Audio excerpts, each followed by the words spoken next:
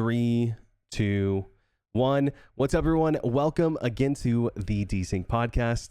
Today we have a amazing guest with us, someone who I really love their content. I know Mike loves their content. Super good dude, super humble. We're super glad to have him on. His name is LevelCap. If you haven't heard of him, then you haven't been around the YouTube game in the last 10 years because he's a legend, honestly. I mean, I don't know if you mind me speaking so highly of you. I mean, you're a much bigger creator than either of us. And man, I think you make amazing content. Even for Star Citizen, it's like, that's where I first discovered you personally, because I wasn't as into like Battlefield and stuff. Or like, you know, some of the more like FPS combat games like in YouTube over the years. So seeing you in the Star Citizen category and then transitioning Starfield a little bit and then transitioning watching your content from like past stuff or like new stuff where you're talking about new games or BattleBit it's been really cool. So tell us a little bit about yourself. Who is LevelCap? Who is me? Well, thank you for the compliments. Appreciate it. I have been around for quite a while. I think we were just talking right before the podcast started that it's coming up on 12 years on YouTube, which is crazy. Wild. Yeah, times are different, man. Things change like crazy, you know, like some YouTube guy snaps his fingers, the algorithm changes and everybody's like, make 4-minute long content now, guys. That's the new thing, you know, and just like it's wild. You just go with the flow. But yeah, my name's Charlie. I'm also known in the Matrix as LevelCap. And yeah, I've been doing mostly FPS gaming for the majority of my channel. And then as I hit my dad gaming years, I'm like, how about these spaceships? Those look cool. The perfect dad game. Yeah, well, see, comes around. as my reflexes start to slow down, I need a game that's more reliant on experience, you know? That's what you notice the older gamers start shifting into like military games where they're like, oh yeah, you need to like learn how to fly a helicopter like realistically. You need to read this like 300-page manual, and then they're like, they do it, and then they can do that better than other people, and they're like, see, my reflexes don't matter anymore because I learned this crazy thing. So yeah, that's my transition right now. But yeah. Where did the name come from? I had remember blogs? You remember those? Sure. Before what's a blog? Yeah. I'll it's send like you to the wiki page tech podcast of Yeah. 2010.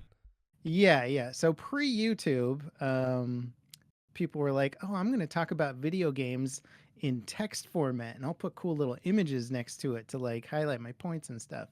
So I had a blog called, I think it was called LevelCap or like LevelCapped or something like that.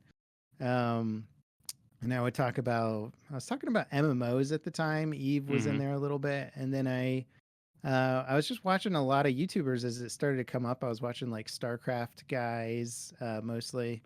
And I was like, oh man, I should just go for it. So I just brought the name over. And the idea was like the theme of the blog was sort of like kind of bored with the standard game, the you know, rinse and repeat style of publishing games, which of course is still going on today. But how ironic. Yeah. And it was sort of like, you know, let's have a more mature gamer blog that's like what interests the older gamer or the guy who's played everything for his whole life. What is going to get me excited? So the blog was about that, and I was like, I kind of like that theme. I'll carry it into, at least branding wise, into YouTube. And then YouTube was all just like Battlefield, go, and like didn't have that much to do with that same theme. But I think it is sort of a core element of just who I am as like a content creator too, is I'm not easily wowed by stuff. And I think I can relate to you, Mike, a bit on that one in terms of like your content. Or like usually when you're like, you just don't give this Star Citizen devs a pass on much. And I'm kind of like, yeah, I'm right there with you, dude. Like, I'm just, do better, you know? We could do better. Sure. Yeah.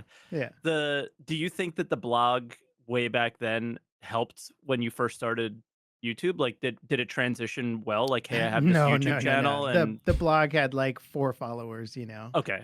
Hey, one was my mom. You know, like, your dog, yourself. Yeah. It was people I all met at work and just like knew from high school. No, it was, there was nothing there, but it was just me kind of reaching out in different directions. I guess the So idea kind of it more than anything, the most valuable thing you got out of that was, I guess, the idea or the name, right? The process that kind of like propelled you into YouTube, right? yeah, and I think it kind of helped establish like at least not vocally my voice, but at least in writing, because I do a lot of script writing for videos that I make, and Yep. so it was all just blog writing, script writing. It all kind of comes down to the same thing. And it's funny because like as an actual job, my job was a video editor. And so like I was just like, I'm gonna blog. And like my dumb brain was like, maybe you should like use your skill set and like do the video thing too. And then like one day I was like, oh my gosh, YouTube. And so I don't know if YouTube was even, it would have been like Justin TV at the time, where like, nobody was doing it, nobody was making any money off of it. I think the year I got into it was like the year after people were like, oh, I'm doing this like professionally or something. That was like the first year people were like, you can actually make money doing this. And so I was What like, kind okay, of video? Sorry, what kind of video editing were you doing? really exciting stuff. I was working for Xerox, and Okay. yeah, super cool company. I was like the youngest guy there by like 20 years. And It's crazy. I had a coworker there that joked that he said this is where engineers come to die. And it's just like a lot of old engineers basically. I had another coworker who was hired there back when they were printing stuff by like literal printing press process.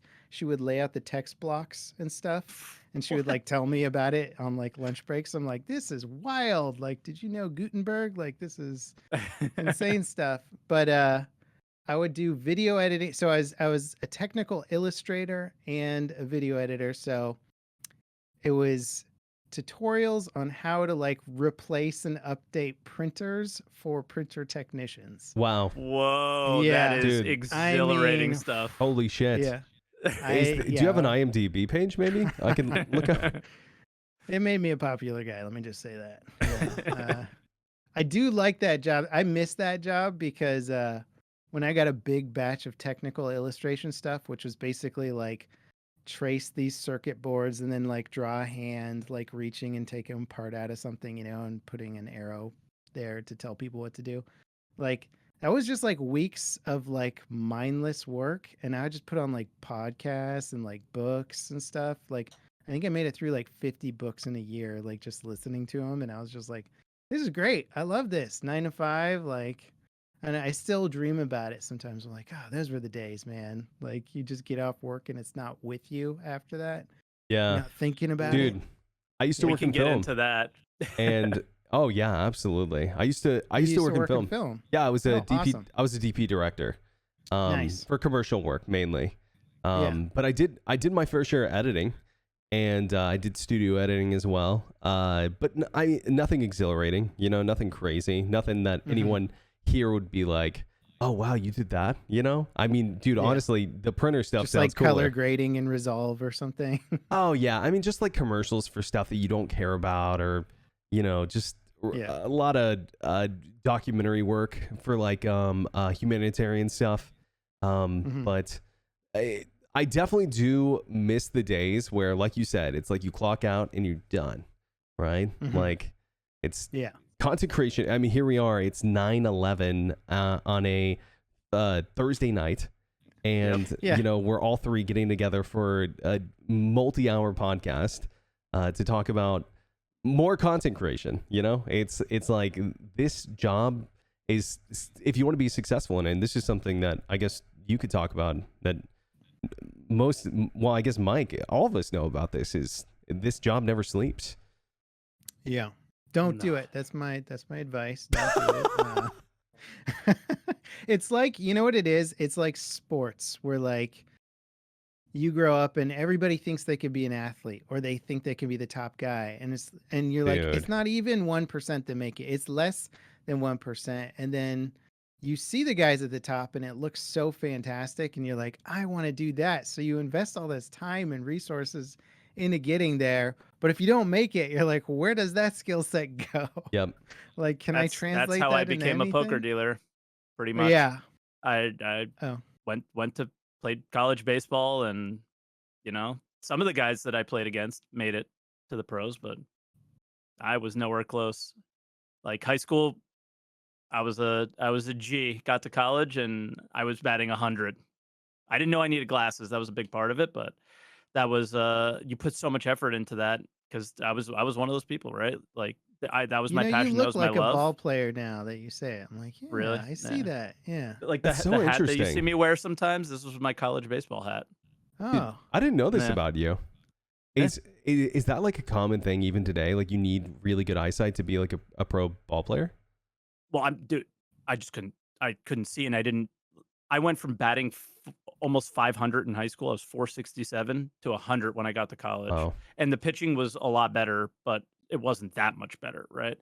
So it was just you can't see the ball, you can't hit it, you can't see it out of their hand. That's it. And I couldn't see far away, so like when it would come on top of me, it was almost like it was going faster, oh right? wow.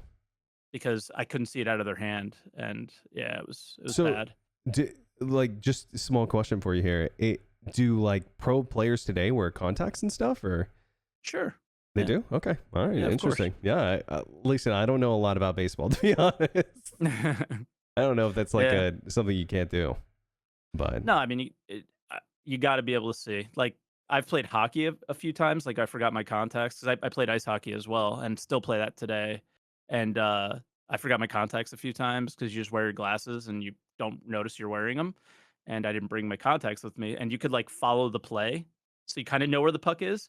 But then all of a sudden, it's on top of you, and you're like, oh, okay. that's got to be So, one of the hardest sports to play if your eyesight is not top notch. Like, I don't enjoy watching it on TV because I think only in like Canada do they stream it in 4K.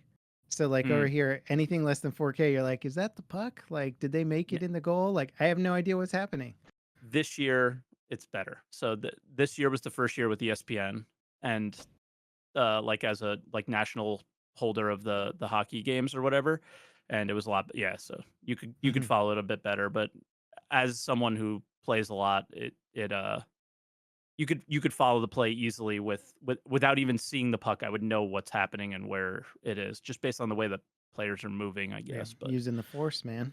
man, sports, am I right, boys? Let's go. Yeah, Yeah. sorry, hell guys. yeah. No, I ruined it. No, it's fine. It's funny. Level, you even seem like a bigger sports fan than me.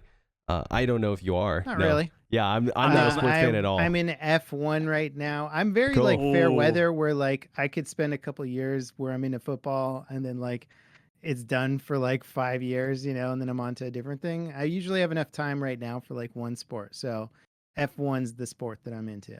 I promise I won't derail the podcast too much. I'm huge into F1 Yeah, it's right so now. fun. Yeah. It's so Max good. is going to break like so many Who- records this year. Are you a Red Bull fan?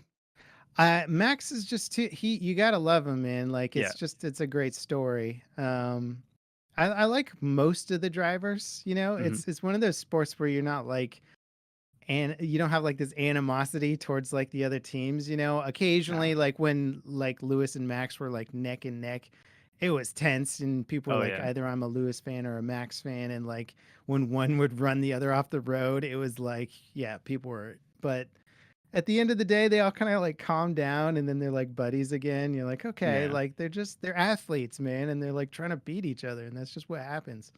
Being a sports fan, I was like, okay, I have to choose a team. And my two favorite drivers were Lando and Ricardo. So I was like, I'll be a McLaren fan. So that's kind of where I was like, I guess I'm a McLaren fan now. Because like Lando was like a They're doing streamer. some exciting stuff right now too. Unfortunately, Daniel is just not really. It's you. Everybody loves Daniel. him. You're just rooting for him. But Berks is like, yeah. I have Basically, no idea what you guys are talking about. Basically, it's they this got guy. 4 wheels and they go around this track. Oh, okay. So Yeah. this is like some sort of vehicle, is what you're talking Yeah. about. Yeah. Yeah. They put Oh, gasoline in it. okay. It's a guy who like is really good and fell off basically, and Oh. Yeah, he had everyone, 2 and everyone championships everyone loves under his him. belt. Yeah. Oh man. Everyone loves him, and he fell off. So you That's- relate yeah. to him a lot, is what you're saying. Exactly. I'm in the process at the moment. But no, That's cool. I think I would love to go back to the like this is our life. Like this is always something we're doing. For someone who's done it for so long, how do you keep your like with obviously not being able to do it perfectly because it's so difficult, but how do you keep that work Are you saying my life content balance? isn't perfect, Mike? No, no, the work life Mike, balance. You How dare you? Mike. No. So, um, basically, kids kept me in line. yeah, So, my oldest kid is turning 6 really soon. So, I'm almost 6 years into being a dad now. And before my first kid was born, I was just basically like, well, we'll have kids and I'll just keep working like crazy yeah. and it'll be fine. I'm young, I have energy, whatever. And then like reality hits you when you have your kid and you're just like, oh my God. And then like, you're like, I have to do that thing called work life balance now. And so I did. And it was and is tough. Like Yeah. I'm not like I don't have it all figured out even now, you know. It's like I'm trying stuff, we're working with the algorithm, we're coming up with new strategies all the time. Like Yeah. I feel just as beaten down and unaware of how my own platform works. Like I feel like as I ever did. Like YouTube's always Mm. fucking with their algorithm. Sorry, I don't know if I can swear on here, but No, Yes, you're you fine. can. Yeah, it's fine. yeah, it's YouTube. What am I saying?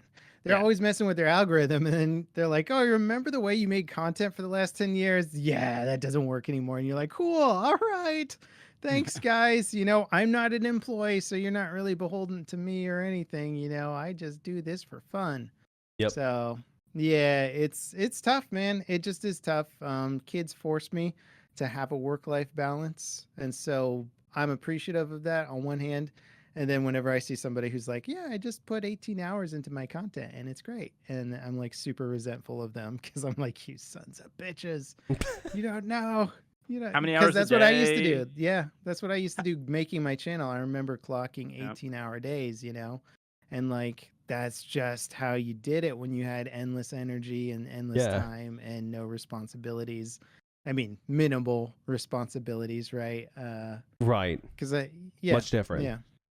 How many Do hours a week, day do you think you're spending nowadays?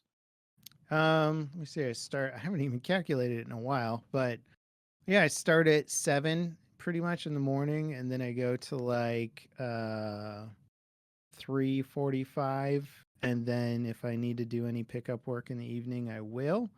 But I'm pretty good about not doing it. So I'd say like maybe 2 nights a week I'll do some work, and that could range from like 1 hour to like 6 hours depending on how much pickup work I need to do. And right. I've really just had to become more comfortable with like since I had kid, I had to get away from the video a day schedule. That's what I did basically up until that point, was like one video every single day. So I just had to get comfortable with not doing that anymore. And it hurt. It hurt financially. It hurts everything wise, you know, like it's tough. So I've kind Yeah. of had to like reorient how I make content around having less time. Mm. So Forgive yeah. me for asking because I'm pretty sure the answer is yes, but you're full time. You have been for a long time, right? Yeah, I got really lucky when I started. So, let's see. I got married in 2010, and then my wife wanted to go to graduate school in UC Irvine, Southern California, and we were living in Oregon at the time. So we moved, and I sort of had this skill set. I wanted to be in game development in college. They didn't have any programs for it at the time. So I just sort of like self taught, built a portfolio, got a job at Electronic Arts, hated it, and then just went freelance. I was like, oh, my dreams are like over, like game development sucks. And then we moved back down to SoCal after I'd been like freelancing and then working at Xerox for a while. And I was like, well, Blizzard's gonna be like a couple like a 10-minute commute from where we are. I could try and get a job at Blizzard. That'd be awesome. And there's a couple other big studios around there. So I was like, either I make a really hard push to get into these companies and maybe work my way up from like QA or whatever, you know, and get the job that I finally want. Or I do what I'm watching like some of these YouTuber guys do. Like Husky Starcraft was like a dude that I was watching all the Oh time. my god, I remember that. Yeah. And it just so happened that so I had saved up. It's so crazy to look back on it now because I'm like, this was insane to even try this. But like, I think I had like 3 to 4 months of like rent and food that I could like work before I had to then like fully commit to trying to get a job, right? Like that's how much I was like, okay, I can block out this chunk of time where I can just fully commit to YouTube. And if it's not going anywhere, then I'll just bail and I'll go back to like plan A, or plan B. Um, and it just so happened that like Battlefield 3 was launching at that time. I was a lifelong Battlefield fan. Like that's probably, was my favorite franchise, has been. And I was watching what the other Battlefield YouTubers were doing at the time for like Bad Company 2. There's almost no scene for it. Like there were some guys, but it was just like, it was the early days of YouTube. Nobody knew what they were doing. It was all super basic and lazy content. And so I just kind of like got a little inspiration from the big StarCraft guys, which was huge at the time. Looked at some of the COD guys, and then I just went like full tilt with Battlefield and kind of captured that market. And within 3, like basically what happened is I was making enough from it almost immediately, where that 3 months turned into 4 months, and then it turned into 5 months, where I was like, okay, I'm making some money, and then 6 months, and then 7 months, and then it just got to the point where I'm like, hey, we're breaking even, like this is great. And then from there, it just went crazy. So it grew really fast, and it was just sort of lack of saturation, right? If you wanted to record videos, gameplay video at that time, you didn't have OBS and like all this. You had Fraps, and when you turned it on, it was like, do you want to record in like 640 by 480 and kill 60% of your game performance? Yeah. Like you'd be getting remember Camtasia? There was like so oh many. My just, God. Oh yeah, God, they were it was awful. so bad. And then to edit, you had to actually know video editing software, and it wasn't free, and like all this. So it was much harder from every angle to get into YouTube there, aside from the fact that it wasn't saturated. And so that was kind of some of the benefits back then, was just like, I knew video editing, I knew the tech side of it. I could sort of get by with the crappy recording solutions that they had at the time and like make it work. So it was less competitive, and that helped a lot. It's so interesting. It like your upcoming in content creation sounds so much like mine, honestly. Like but would you say? And like 10 years apart. Yeah, 10 years apart. It's so interesting. Definitely there's some like technical hurdles that were for you that weren't for me. But a lot of the content creation, you have more competition, right? Yeah, right. You're in a saturated market, bro. I wasn't in a saturated market when I started the Star Citizen scene. Literally, sure. There was the directory when you went to it. It didn't even fill up the page full of streamers. Right. It was that low at the time. The best content in the game was people literally getting into the same group and shooting at each other like FPS guns. Like that was what people were doing, and that was like the premier content of Star Citizen at the time. And I looked at the category, I looked at the directory. There were some people I felt like were doing it really good. Some people I felt like I could do it better. And I was like, let's go, But Berks, I gotta ask, man, I gotta interrupt you, but like, even now, I cannot imagine trying to stream Star Citizen every day. Like, I know you do too, Mike, but like, I think Berks, you've been at it longer, and like, I tune into you and you're like positive. You're not like yelling at the screen. You're not like cursing Chris Roberts' name. I mean, you do comically, but like, you're in like this positive attitude. I'm like, there's no way on earth that I could make it like an hour, bro, like in some of these situations and like keep my cool. Like you're coming into a market that you say is not saturated, but there's a good reason for it. Like, you're absolutely right. Viewership isn't like, it's just not compared. Like if you're playing Fortnite, it's not the same thing, right? Or whatever's big on Twitch. And then 2, you have to like create your own content. The game isn't making it for you. You're like, I know, what if we tried to play Star Citizen where we start without a spaceship? Like that was a great video, by the way. Thank you, like, man. Yeah, dude, we always talk about that video. That's so funny. It's a great concept, and it's like a perfect example of you being like, there's nothing here, so I'm gonna make something. And like, it feels like other streamers got it easy by comparison, where they're just like, I'm just gonna play Call of Duty, Totally. But you know what the cool part is like, I feel like that's where I've always thrived, is making, and I feel like that's where the best content creators live. Not saying that that's me, because I feel like there are much better content creators, but the best content creators make something from nothing. right? Or like what I always say is I say that they overreact, right, to situations and stuff. Like something that would be okay, it's kind of cool, is really cool. You make it really cool is what I'm saying. You know, you make those moments special. It's about creating moments. And that's something that I learned to do really well in my category because I had to, or I would just sit there twiddling my thumbs, or like, you know, and Mike's actually been streaming Star Citizen longer than me. But oh, really? Yeah, by a couple of years actually. And like 5 years, yeah. 5? Is it really that? I thought it was like 3. Pretty sure. Because I'm coming up on 5. Like I'm at 5.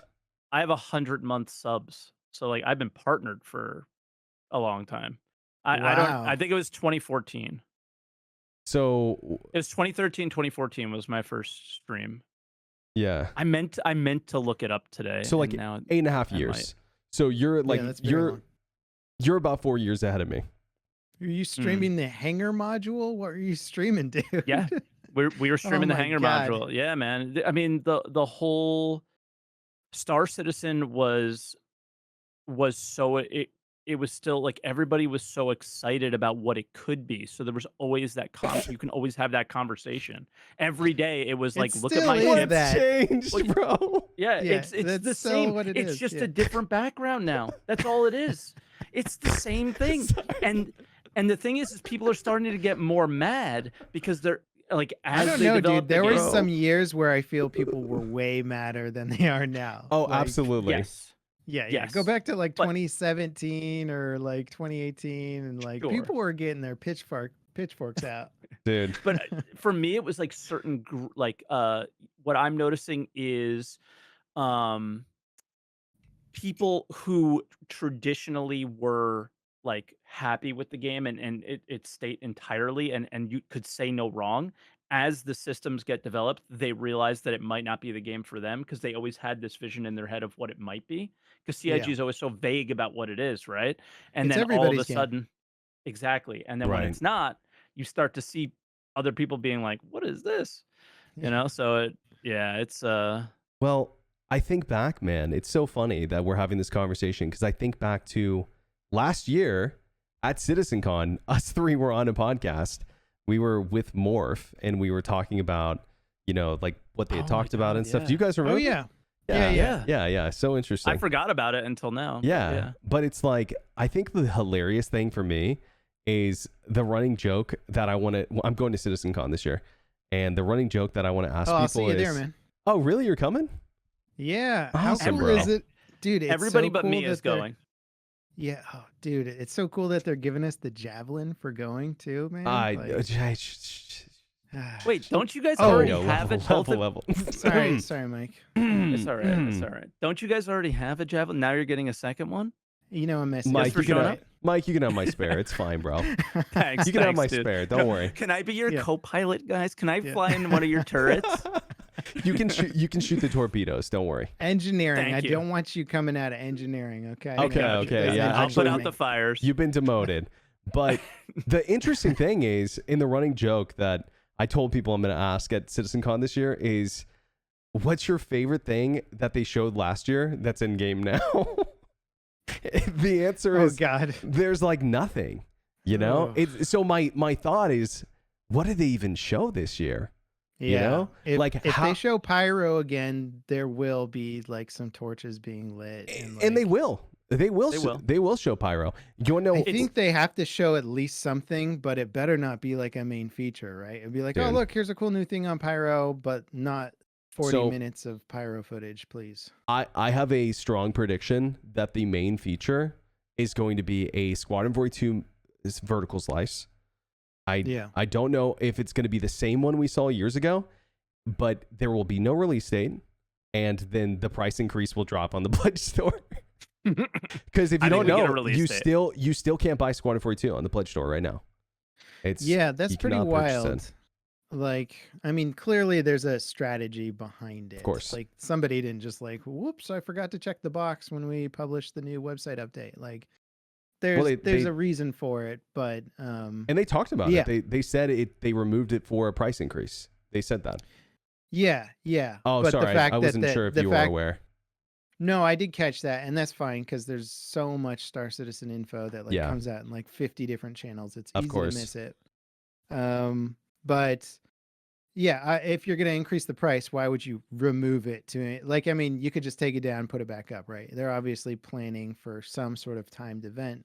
I think I agree with you on your prediction there. Like something, Squadron 42 is where they're putting all their resources. We pretty much know everything that's happening with the PU in terms of like Right. where it's at. So what are they going to surprise us with?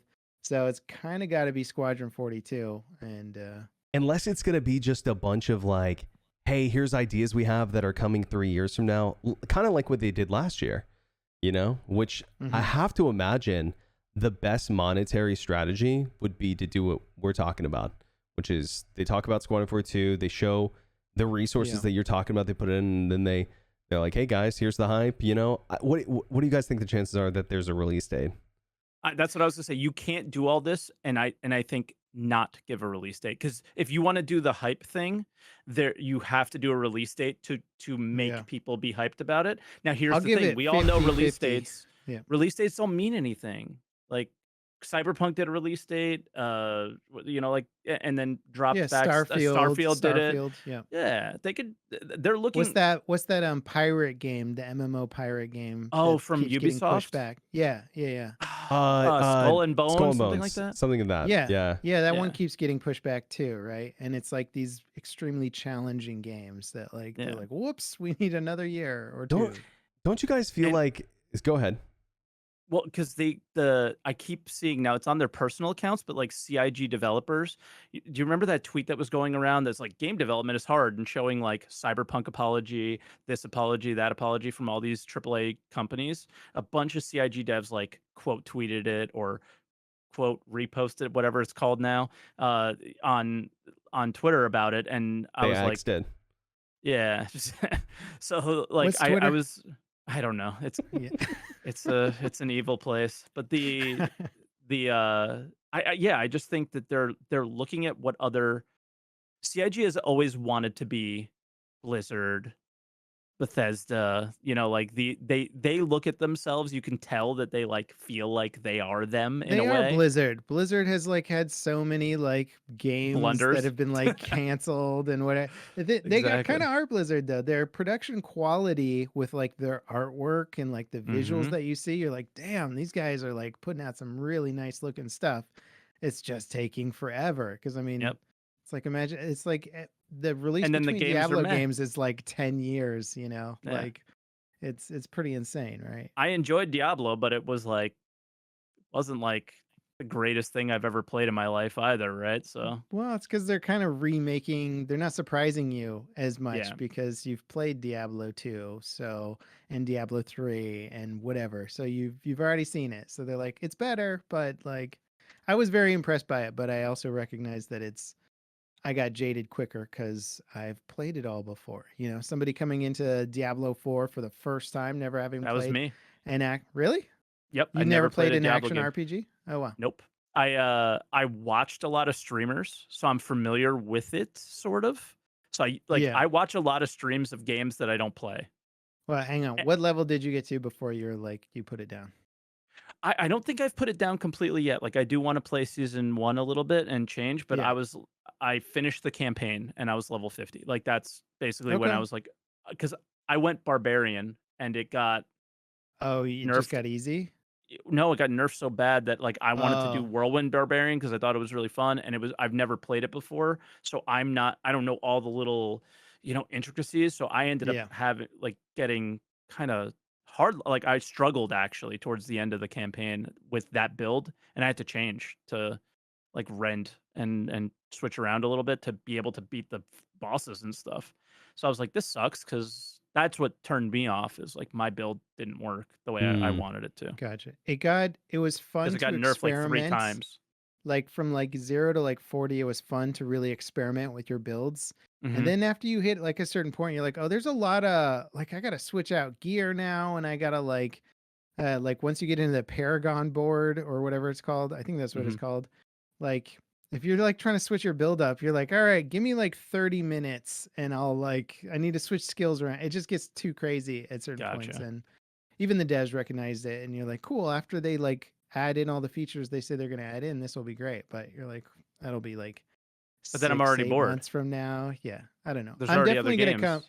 I burned myself out on it for sure, but I will be coming back. I know when like some of those quality of life features are in, where I'm not like stressing about playing around and trying different builds and stuff. Gotcha. Yeah. I haven't played. Yeah. Berks just I plays Star. watched. This guy doesn't. This guy Dude, only plays Star Citizen. I guys don't know aren't how he playing does it. Baldur's motivate Gate right myself. Yeah. No, but I played Divinity, and Divinity 2 is what I played, and I've heard really good things. I've heard really It good does things look about cool. Baldur's I'm not Gate. going to play it, but I'll watch Me some either. people play it a little bit. Same. I Because- know it's not my type of game. Yeah, Same. I'm a big D&D enjoyer, actually. Like, I would be in a campaign right now if I had someone who was hosting one for me.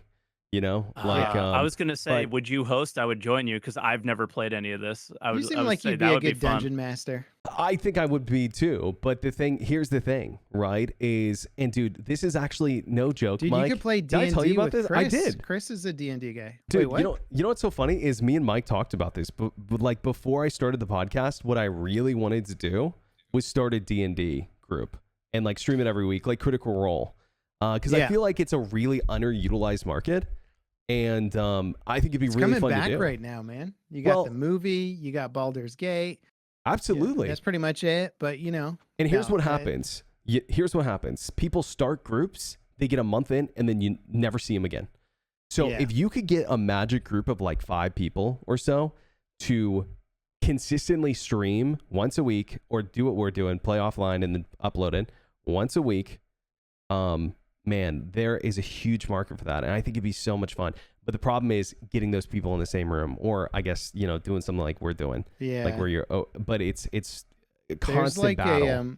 I'm waiting for this to happen because it's just money on the table for people who like money. But like, there's like this like legendary Hollywood group of like D&D players that like all get together, and it's like, it's like all these top talented people with like great personalities. I'm like, if they just like recorded actors, you that, mean? yeah, Okay. like actors.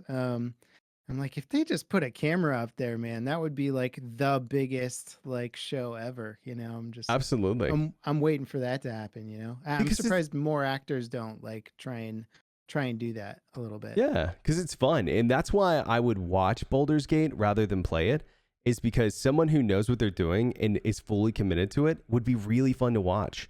The same way I feel like it'd be fun to watch something like that. But man, honestly, it's just too much logistical challenge, without it's a lot of setup too. Without an in cap, right? If you capped it and said, oh, it's going to be 4 weeks, it's going to be 6 weeks, it's going to be whatever, I feel like you could get people to commit. But if you're like, hey guys, we're going to do this for the next 5 years, people will be like, oh, listen, I don't know about that. But the Critical Role guys stay so motivated because they're making they make more money than any other channel on when Twitch. you're getting paid to play D&D. Yeah. The incentive is there. And they're getting paid more than all 3 of us combined a month. Yearly. I guess I don't know how much you make, Level, but they're making great money. I'm sure they're making insane amounts. Yeah, insane amounts. So I think that's why D&D came after, or what, Wizards of the Coast owns D&D, right? I think. Yes, and there was a lot of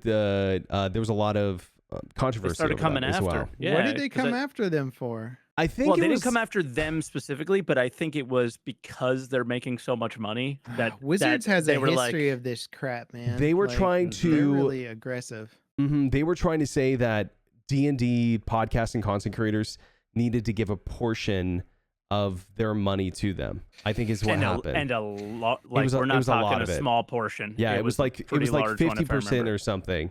Yeah, I Holy believe crap. that. I have to look Who it do they up. think they are, Nintendo? Like, come on, guys. Man, does Nintendo still enforce that craziness where they want Yes. like 30% if you play a Nintendo game on YouTube or something?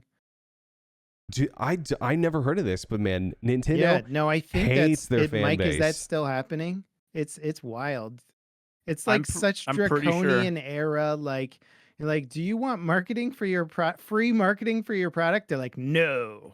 They Dude, do it's not crazy. care. And Yeah. I know this is a little different, but there was someone who was modding like Nintendo consoles.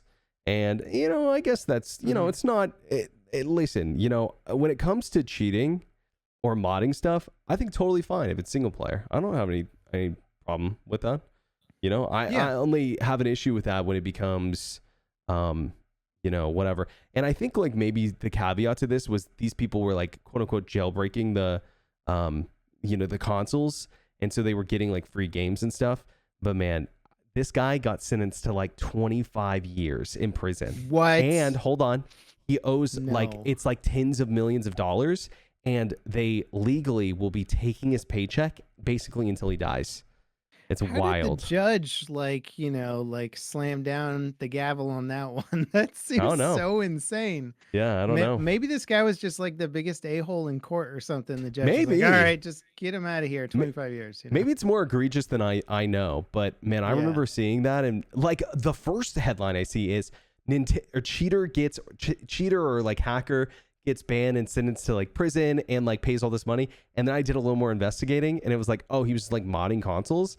Like, okay, like, yeah, I get that. That's bad. But like, man, $20 million and 20 years in prison, that's kind of crazy. Maybe he made like millions of dollars. Maybe he did. Like, I don't know. Maybe he did. I'd read up on it. Yeah, I'd like to read up on it before I'm like, this guy is innocent. Scum, or this guy is great. It's easy to hop on the fuck Nintendo train, honestly.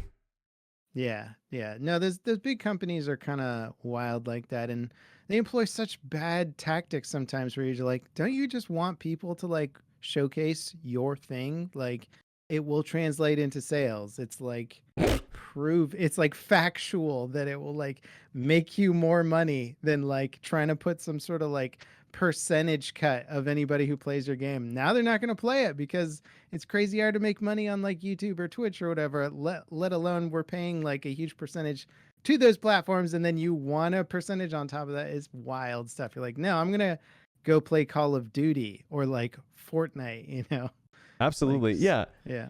Mike, why don't people want people showcasing their stuff? It's wild, dude. Like, I don't know. I see what you're doing there, man. So I'll bring this up. Have you guys said that? It's so funny, man.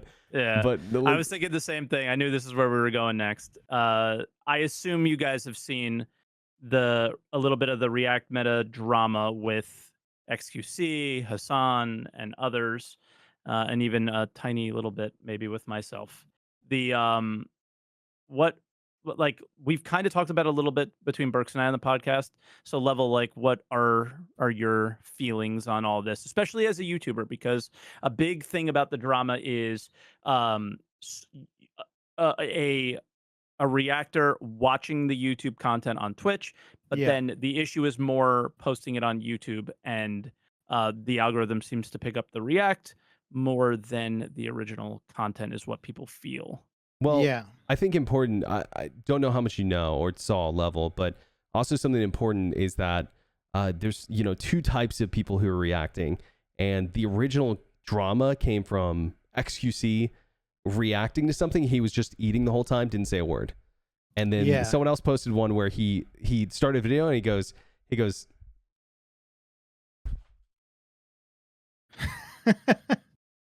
how did he just phase out the window? Did you see that? Yeah. And literally just walks off. Doesn't say a word. And was that posted on YouTube then? No. And so he's making that wasn't. No, that one wasn't. That one wasn't. Okay. I can give more context to this. Okay. Because it just happened today. Is he goes back and looks at the video and he goes, anytime I have to get up, I usually yell. This is the XQC situation. He goes, I usually yell, editors, don't post this because that's insane. And he's like, I must not have, because everyone's making a big deal about this, so I must have forgotten, and I apologize. Gotcha. But then his chat starts going, you did. He looks back, it was never posted. And everybody is making this comment about this specific video, and specific video started the whole thing. But it's still I've talked to some other people. Tons of people do it, so it's not just XQC. That's my also fault. It's also watching it on your Twitch channel too, right? Where there's it's not just uploading it on YouTube. I think a lot of Yeah. people are taking every angle they can to make Yeah. XQC and Asan or reactors look as bad as possible Yeah. here because they just don't like them. But there's obvious issues that Yes. are a thing, I right? think legally, there's definitely stuff that these people could get sued for 100%. and lose very, very quickly, because we've probably all read the FTC guidelines Mhm. on fair use and stuff like that, and they are guidelines. There aren't. That's the crazy thing about fair use stuff, is you just basically have to take it to court and see if it holds up.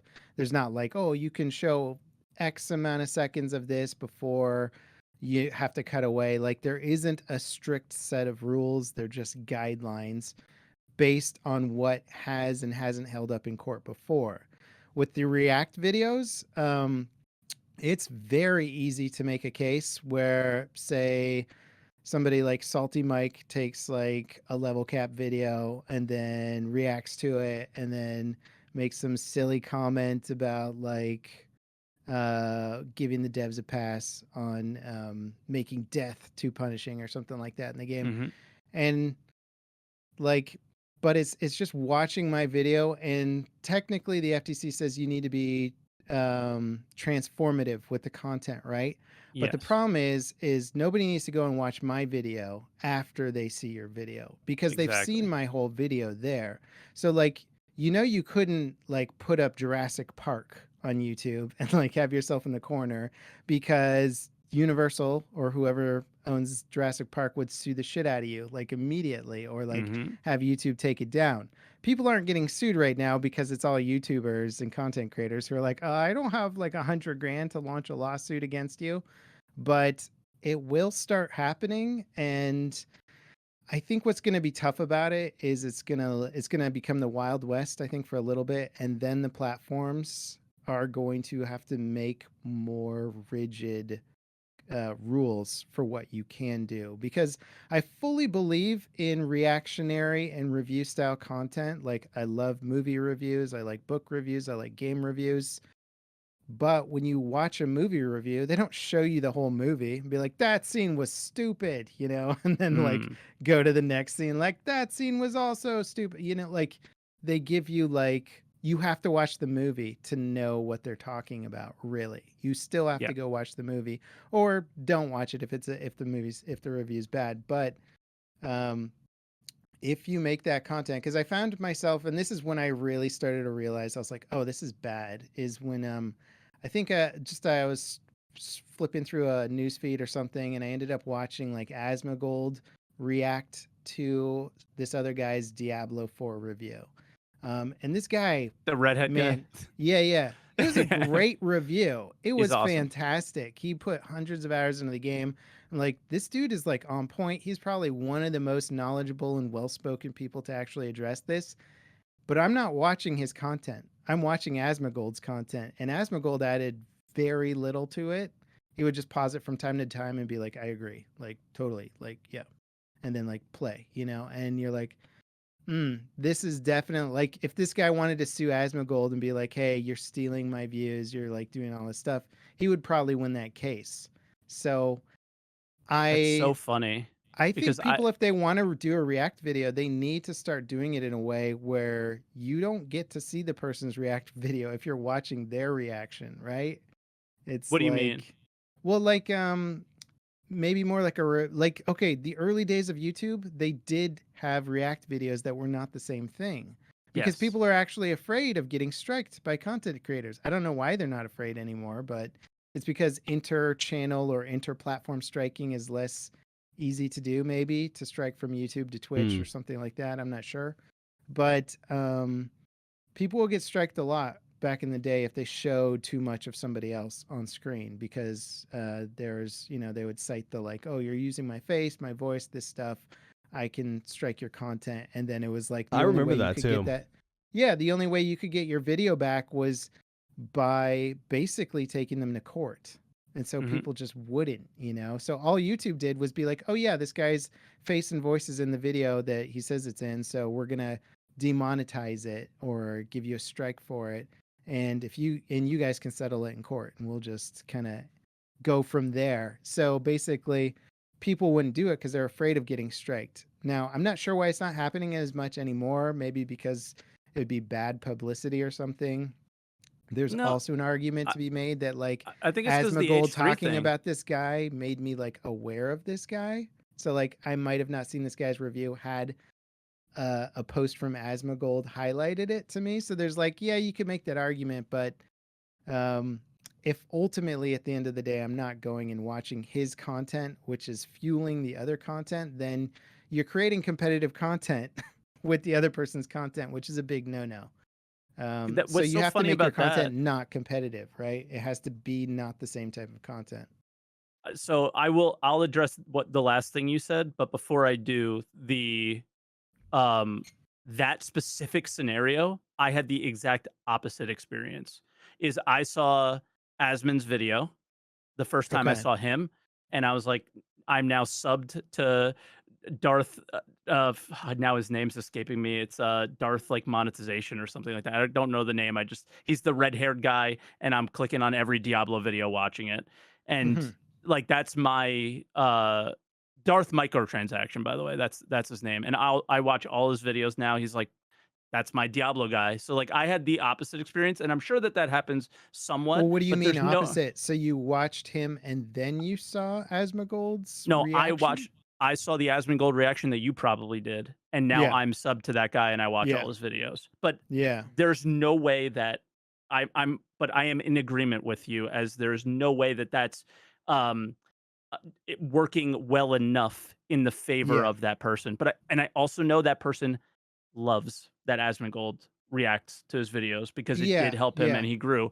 But at some point that growth stops instantly, and if the more videos he reacts to, the less effective it is, and Hmm. there's so many problems with it. And Yeah. I The never way came the to the way I realization. envision this working in a better way where because to me I guess I was lazy and I was like, "Oh, I'm not going to go sub to this guy cuz Mhm. whatever, I'm doing something and I didn't have time to click on it." But I remember later thinking like, I don't remember what that dude's name is and I can't find this thing again. So Hmm. like he Well, basically Asmon never didn't got my make it attention. easy.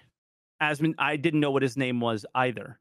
So Yeah. Asmon Yeah, didn't yeah. make it easy to find that Yeah. channel as like, but for whatever YouTube worked in my favor, where I was served his video, another Yeah. video of his instead of an Asmon video in that Mhm. case. So I maybe got lucky there, Hmm. but I didn't sub to him from that video. Yeah. Right. So, and that's the argument you're making, and it's fair. But Yeah. the real thing I want to touch on, and I didn't come to this realization until really today, is that the way I've reacted to videos and the way I felt I was being transformative is um, watching the video, pausing, and adding context and adding commentary and adding a lot to it. And like I had a video that I watched today that was 8 minutes long, and my video or my react of it was 35 minutes. I had a lot to say. And Yeah. in my view that was transformative, but then because of all this drama, I uh, I did see Hassan talk about it.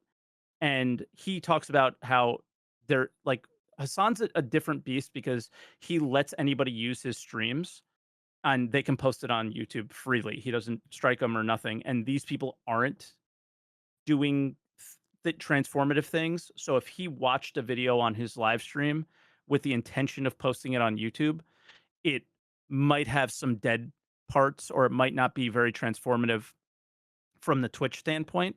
But then when Hassan posted on his main channel on YouTube, it's very much more of those commentary channels from back in the day on YouTube, right? Where it wasn't the whole video that was shown necessarily. When Hassan is talking, it's most of his camera and it's more edited. And I was Mhm. thinking uh, that if I'm going to continue to do this, that I have to do more than what I'm currently doing. Mhm. And but and then I think it's more fair use, but I still we've talked about it on the podcast before. I'm 1,000% behind revenue sharing or something like that with these things. Yeah, I think it's hard because it's such a gray thing now, right? Because okay, we've had more established rules for how you can do review content on stuff Hmm. without without infringing on the actual original content or making invalidating it in a way. Hmm. So it's like you'd almost have to come up with a percentage of something where it's like okay, like you can use like 20% of the person's original content based on what you're adding to it or something, like there has to be a reason still to go watch that person's content after you do a react video. Like if you do a react video and somebody's like there's no reason for me to go watch this person's original content, I think that's a fundamental problem with it because you've just taken their content and you've been like, yeah, I transformed it, but I also invalidated it at the Yeah. same time where I watched Asmongold's view of the reaction to his review, and I don't have to watch his review because Asmongold's reaction was like maybe 5 minutes longer or something. I don't know how much he added to it, but it wasn't that much longer. So I'm like, I'm not going to go watch this guy's review because I just watched it. Right. So there Right. needs to be some sort of like, okay, this is the established way that we think is an okay way to do React content where the person will still might be interested in going and seeing the original video, where they could be like, Hmm. they might have to describe a bunch of the content that they saw or what they heard, right? Like you could show an example, which is what they do in like a movie review. Like, and then the characters build up to this giant thing, and then this happens, and then they show a quick clip of something, an example, whatever, and then it cuts back to the dude in front of the camera. I watch a bunch of movie reviews, so they're mostly like this. It's like a dude talking animatedly into a camera with like a red background or something, and then like they'll show little clips of it, right? And it's like if you want to do React video like that, cool. Like it takes more Mm. work and it's a bit more time or whatever, but that's how they kind of were a bit more in the earlier days of YouTube, and they've kind of transpired into this what I would call, I'm not saying your content is lazy, Mike, since you added like 35 minutes onto like an 8-minute video. But But maybe not. I didn't do that but on your weapon review, yeah, right? but Right. but So also it's it's like not for if everything. I spend 8 hours making an 8-minute video, and then you spend 1 hour making a 35-minute React video, like there's a problem. There's an inherent problem there, right? Especially if that person then doesn't have to come watch the video I make. I think You that's know? the key. Oh, Go can ahead. I go? Oh yeah. I was just Yeah. gonna say I'm not seeing the big deal with the person not watching the original video if YouTube sets up the parameters right, right? Mm-hmm. Because how I see it is, let's say you make a video level, right? And I react to it pound for pound. And maybe I do what Mike's doing. I stop, I watch it, I talk about it, blah, blah, blah, whatever. Let's say you get 10K views on the video. I know that's like well below what you typically get, but Yeah, let's but say, it's easy to do the math. yeah, let's say Yeah. you get 10K views. Well, I upload my video of me reacting to it, and just like it asks, like, is this video for kids? Like, it asks you, is this a React video? And then it makes you type in the video The in the URL. channel. And when That would someone be cool. when someone That's what watches I that want. video, what I want is for that view to count for the original video. Because if it really is content like Mike's making, or like a lot of reactors are making, where they're watching the whole video from start to finish, I feel like that should count as a view for the original video. And you can still show the view count on the React video too. And then you split the ad revenue, maybe 50-50. There's a subscribe button that's baked in somewhere for the original video maker on the page. Yeah. Like I feel like I like all that. of a sudden, And I think going a step further and allowing the original content, when you publish, you have a little checkbox that says allow reacts. allow react. That way, if somebody wants to be really protective Absolutely. of something they spent a ton of time on, they're like, I only want people watching it here and not somewhere else. TikTok and does you that. don't check that, right? You can Yeah, turn that seems duets like a on or really off. good that. solution. And that 100%. way, YouTube has the tools for it. what's happening is now we are rewarding people for getting more eyes on the video, right? My audience may never click on a LevelCap video ever, but because I brought them in, you're benefiting from it. You may have gained fans because again, you said Asmon didn't make it easy for them to find this guy. YouTube Not in makes that it easy. case.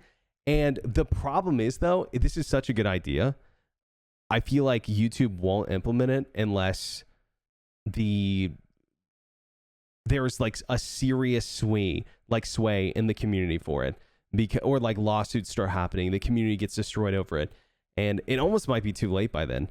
But man, the ecosystem right now for Reacts is so large. I feel like, man, it would be a slam dunk. You would literally get more views overall, and then maybe it doesn't seem like it would even be that difficult for them to code in. Like, I mean, sure.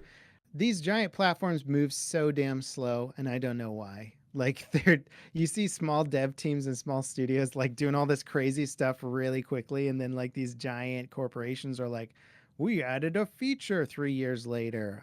I was listening to like Elon talk about like the Twitter, or it wasn't Elon, I was listening to a woman who had quit Twitter after kind of the takeover or whatever, who was not bad mouthing Elon. It was actually really interesting to hear her chat about it, but she was like a higher up exec, and she was like, it would take us years to get basic stuff done. There was so much mismanagement, so much disorganization, all this stuff. And she's like, for all the like dumb things Elon has done, like, I got to appreciate the fact that he's been able to like roll out all these features, like just after taking over the platform. And like, I think there's just too much of that. So like, as nice as it sounds with YouTube to like be able to implement these features, like what are we looking at? Like 2 years from now, I know. After, like, this should be like a week for a prototype, and then like a month of Q&A, or you just testing it, making sure it works, and then roll it out. Like, there's no reason that should take any period of time. They've got so much damn money and so much talent over there. It's like, just let them do it. Just look at YouTube streaming, for example, right? Look how long it's taking for them to fix that or make it the quality better. is great. The Quality's visual great. quality is fantastic. Absolutely. And that's about the only thing that YouTube streaming does better than Twitch. Basically Twitch does everything else better. And you're like, okay.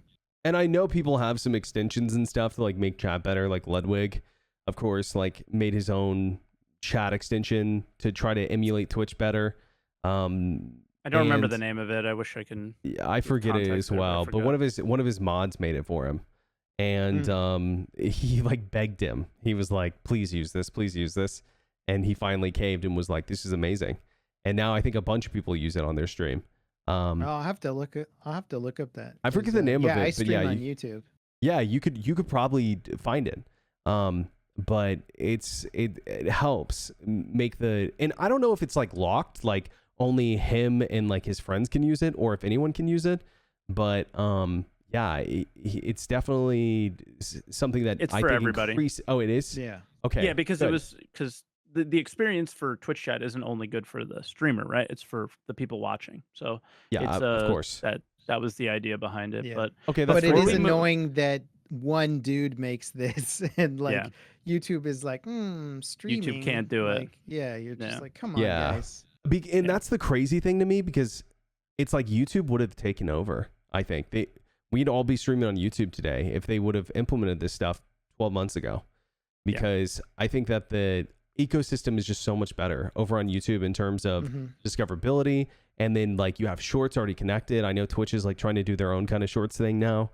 Who knows if that's going to be good, right? Too little too late, probably, but a little bit. People don't go to Twitch for VODs is the thing, but streaming is such an easy thing when you're already on YouTube. You're like, sure, I'll click on this guy's stream. I was going to watch a video, but Captain Berks is streaming, so I'll just watch that. Exactly. Like it's set up for it. But when you go to Twitch, you're not looking for edited content, and there's no interface that really drives you towards it or facilitates it in any way.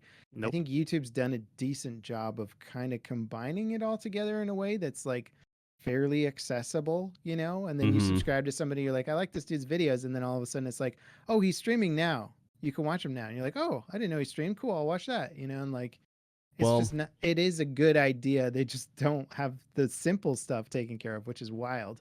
And I think that the thing that's crazy to me is that most likely the culprit of the reason that they haven't updated yet is because they feel like they don't need to. And the reason why, most people don't know this, YouTube crushes Twitch in terms of live streaming content. That just came out this week. In terms of like hours watched, viewers, all this stuff. Destroy them.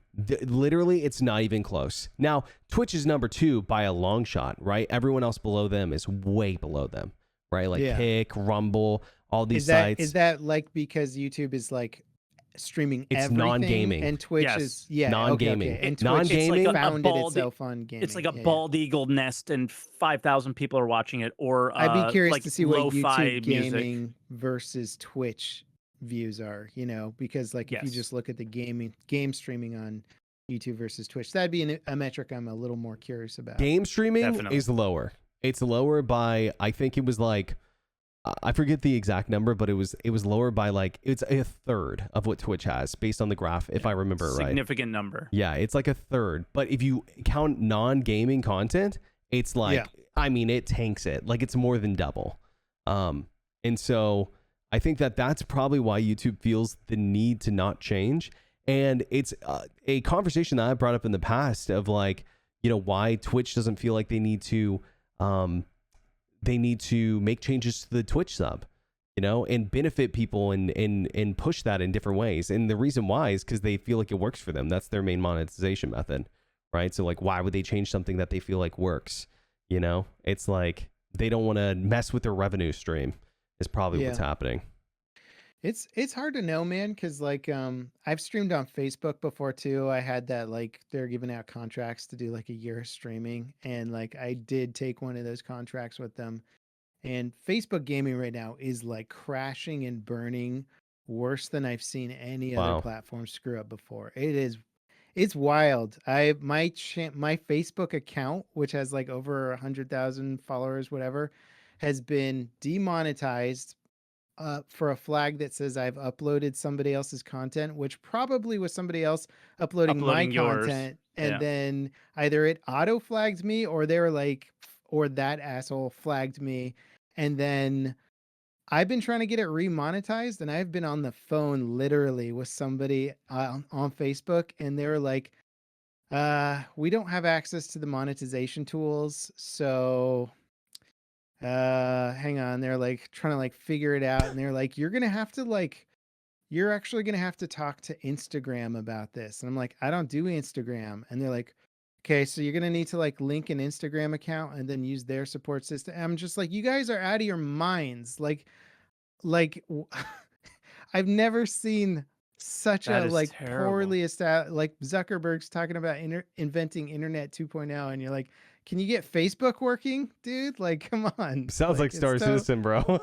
Oh my God. Yeah, I think they just get so big and bloated and like complex, and somebody's like, I need to make a change, and then you have to, oh yeah, the thing that the Twitter exec said, she was like, yeah, we just wanted to like reach out to collaborate with somebody, and we had to get approval from like 4 executives, and it took like a month and all this crap, and that's just to like have a meeting and discuss something with like a content creator or somebody, and you're just like, what? Like that's what it takes to have like an executive meeting with like all this approval and like BS bureaucracy, and you're just like, I feel bad for all these giant companies and people working in them and having to go through all that stupid stuff. Sucks, bro, man, because I feel like there's be so much more opportunities for creators and for better platforms for us and viewers, right? Like people who consume content. Wait, you're not going to Kick? You're not jumping? I mean, bro, if they send the money over, I'm gone. Yeah.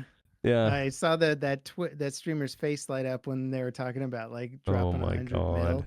He was like, really? I'm like, I'll take some of that. That'd be great. Dude, they're talking about they're going to do a lot of smaller contracts too. So it sounds like they might do something similar to the Facebook thing, where they were handing out a lot of contracts for Facebook. They might do something similar, but for me, it's more about like they seem to be making like those changes more quickly over there than anything. And out of the 3 of us, I'm probably the most against going to that specific platform, even if it's like amazing, just because of some morality things in the industry that I was in, and knowing the pitfalls of it.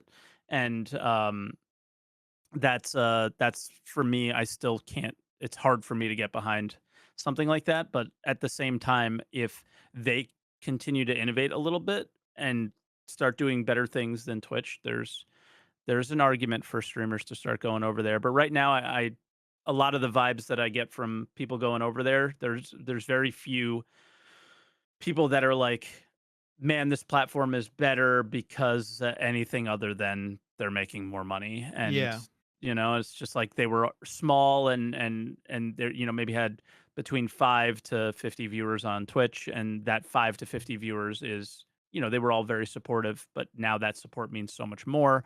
And that seems to be the conversations around it for the most part right now. But we'll see what happens. Couple of edge cases, people break out in a category they were trying to on Twitch, and they are having success on Kick, but that's not everyone. And man, this is like what we talked about at the beginning of the podcast, is people see these opportunities, they see the the big leagues, and they go like, I could do that, oh yeah. And that's how I was, to be honest. And I think you have to have a bit of that attitude in order to make it as a creator. You have to be like, I could do that, like I could be better, I could do that but differently, whatever, like I could be that guy. But man, like I feel like Kick is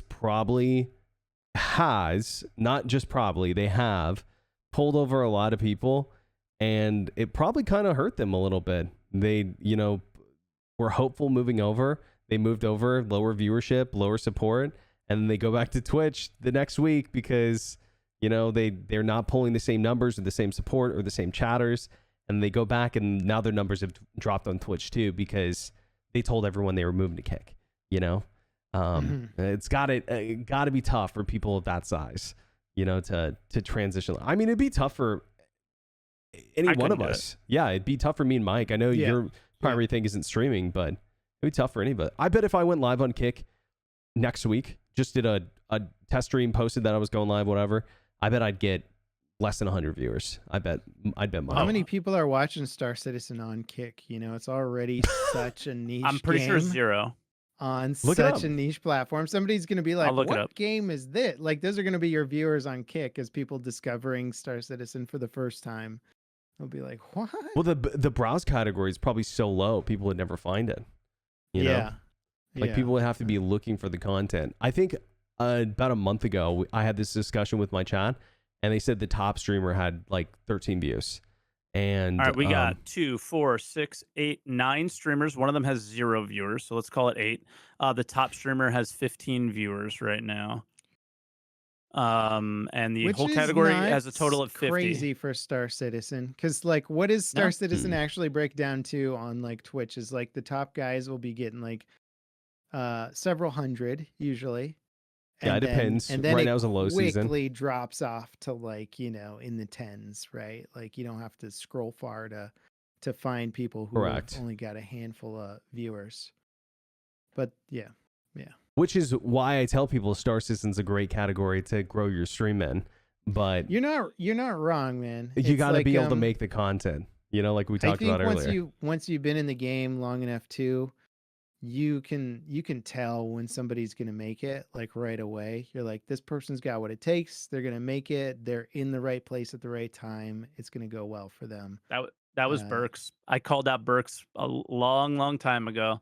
I remember saying it on my stream, and it's starting like it's definitely become true. I was like, this is going to be the biggest streamer or creator entirely in the space. I said it on my stream, and this was when Berks maybe had like 100 viewers. I don't know how many you had at this time. Let me know, because you'll know your numbers. You'll know your numbers better than I did. This is one thing that he did that I thought was like really good, and was like, okay, he's figured it out. Is the when the Idris came out the first time, Berks made a stream and YouTube. I'm pretty sure YouTube content, Berks.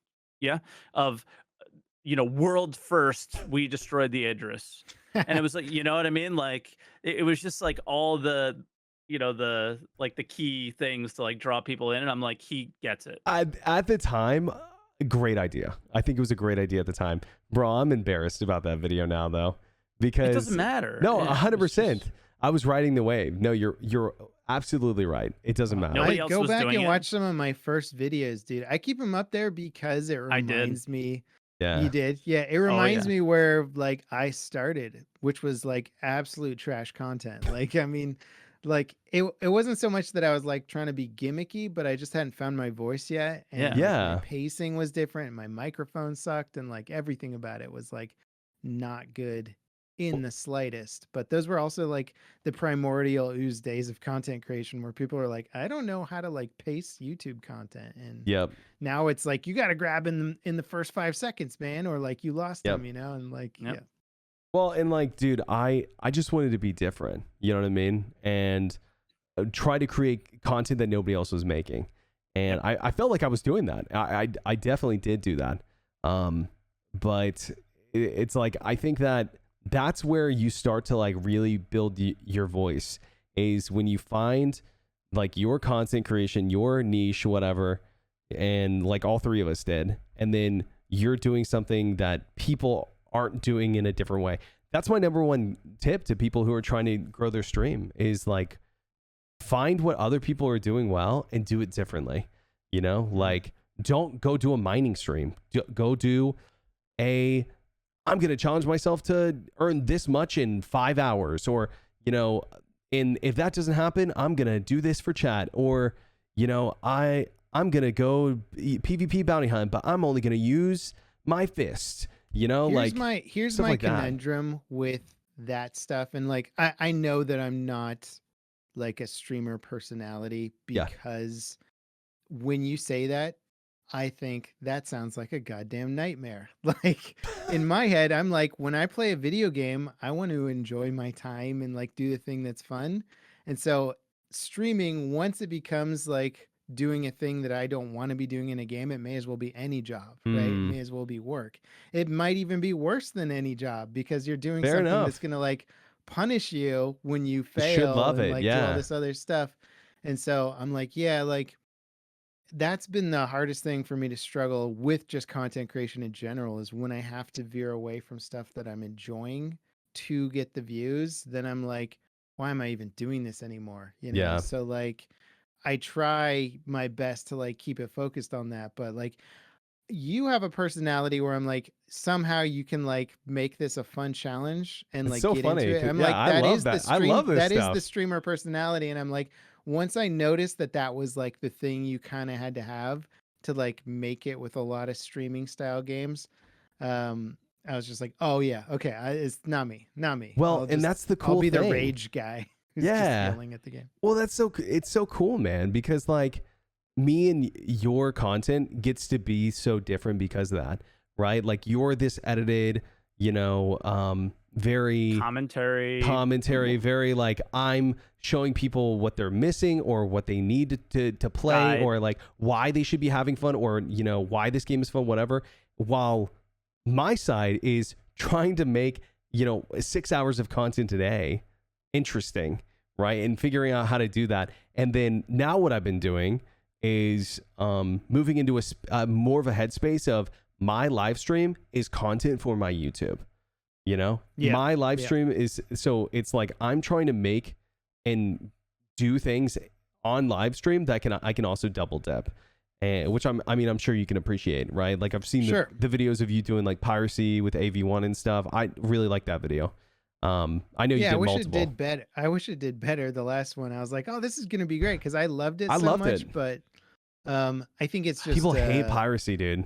Like, if they see you doing it, for some reason, the Star Citizen crowd. Can I just say this to the Star Citizen community? You guys are a bunch of pussies. Like, grow a pair and go play some Tarkov for a second and go cry a bunch, and then like come back to Star Citizen and be like, I guess a little piracy's okay, you know? Like, it's like, what do you want? Like, what do you go play a single player game? Dude. Starfield's your game if you don't want somebody to grief you, right? Like, if you want to play a multiplayer game, bro, I can feel the Reddit threads right now. Holy shit! I've been doing this so long. I don't care though. It's like, I agree. What I tell people, because I even caught you saying it, is like, you say grief. It's like, I don't even like using that term for piracy or PvP, because that's not what it is. Right. That's the thing though, is I'm okay with griefing as long as it's not exploitive or like absolutely harassment. Breaking. Yeah, if you're not like manipulating the game rules to do something you shouldn't be doing, I'm fine with that. Some of my best memories in Eve were just like, let's go kill this dude that's mining in this super expensive ship, and like we'll pretend that we're like not there to kill him, and we'll like slowly get closer and then like blow up his ship. And there's no monetary game. We're just laughing our asses off Yeah. the whole time, and that is griefing. That's what it was. But I mean, See, like I don't see that as that's griefing, I also guess. that's also Yeah, me like neither. that's also core to why Eve and those experiences like Tarkov and whatever are so fun, because the stakes are so high. When you ruin somebody's day in that game, you're ruining their day in real life too. And you're Dude. just like, damn, feels more real than anything I've played before. Because if somebody teabags me in Battlefield, I'm not like, my day's ruined. Like, I'm not gonna like go walk off. But if somebody ruins me in Eve, I'm like, I need to take a break for like a week, you know, Well, I think that's the like, I problem with mean, Star it's Citizen, brutal. though. Yeah. It is, Yeah. and that's the argument that these people have, is that you're not ruining their day in real life. There is no consequences for death. Yeah. Yeah. There's so many things missing that there are, like the Care Bear argument, or whatever you would call them, space dads, or, Yeah. that people The use. closest you can possibly get to it is if somebody loads up a cargo with tons of their real money, then you kill them, then you take it. You're like, okay, that probably Yeah. ruined their day type thing. But that's Yeah. about it.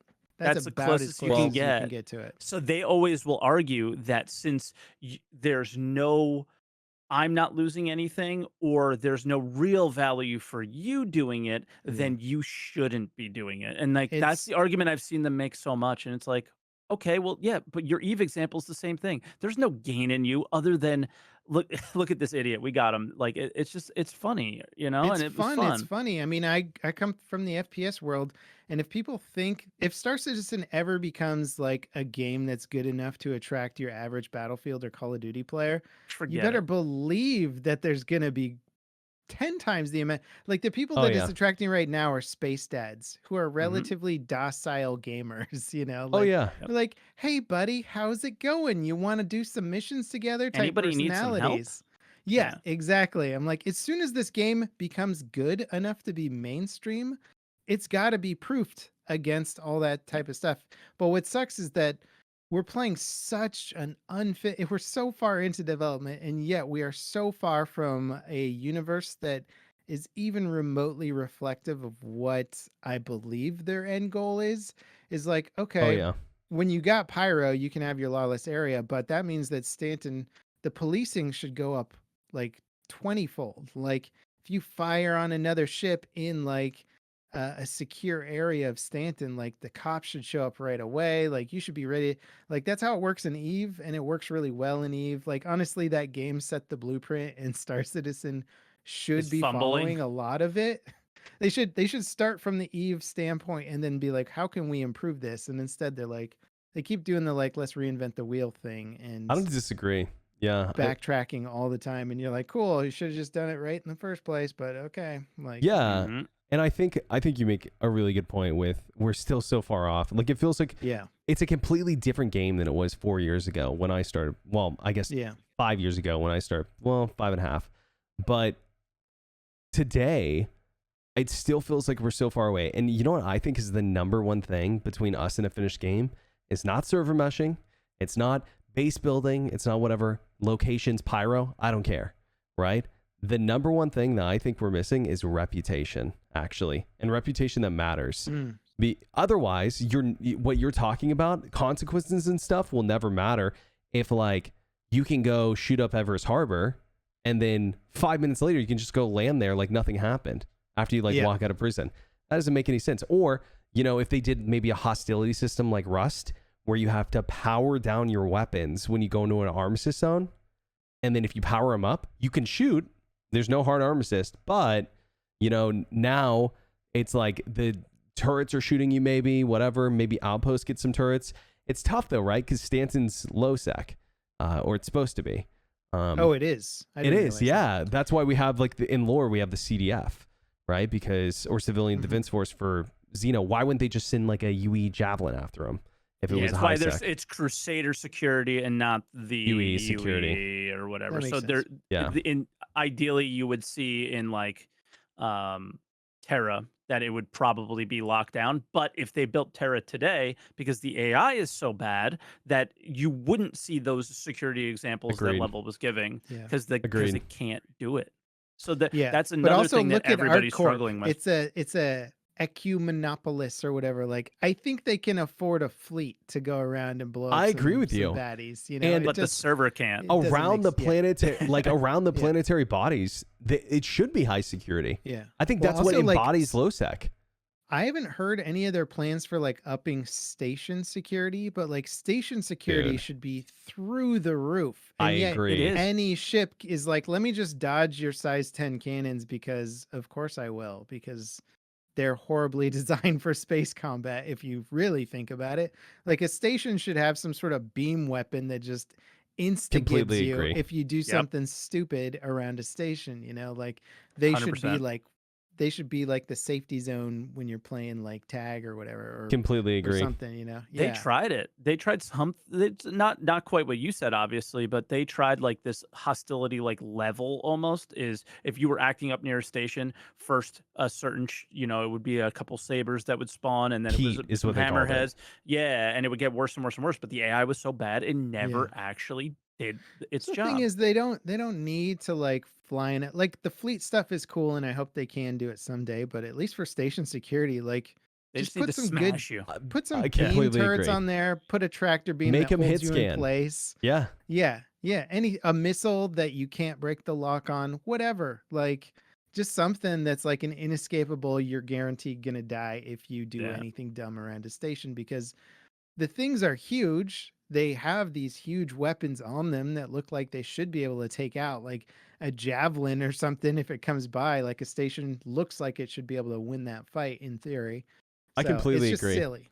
Well, and Yeah. then you could even lock reputation behind like landing zones and stuff. Oh yeah, you're a goody two choose UE law abiding box deliverer. Well, you're not going to get a quantum marker for Grim Hacks. You know, you're or the opposite. You know, maybe you're a known pirate. Well, you're not going to get a quantum marker for Jericho. You know, Yeah. like Yeah. these are the things that they can kind of do. I agree with the rep, and really They're for it to starting it. matter though, unfortunately, I think you also kind of need some end game goals, because like I do agree. grinding for a ship is okay, but the insurance stuff doesn't really work in an interesting way, and so like there's not really a big punishment for loss, because you're like, oh, I get my ship back in like 30 minutes, I pay a little money, not a big deal.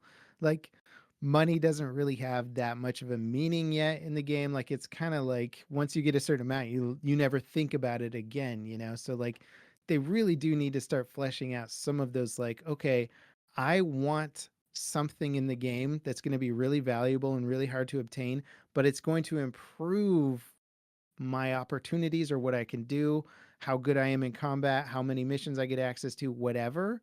And now I want to hold on to that. I need that value. And now all of a sudden you've got a thing, and maybe another player can take it from you or whatever. Like you need that MacGuffin or whatever in the game that somebody else wants from you, that you really want, that you want to earn. And now it becomes a game with an end game, like a thing that people actually have a reason to fight over.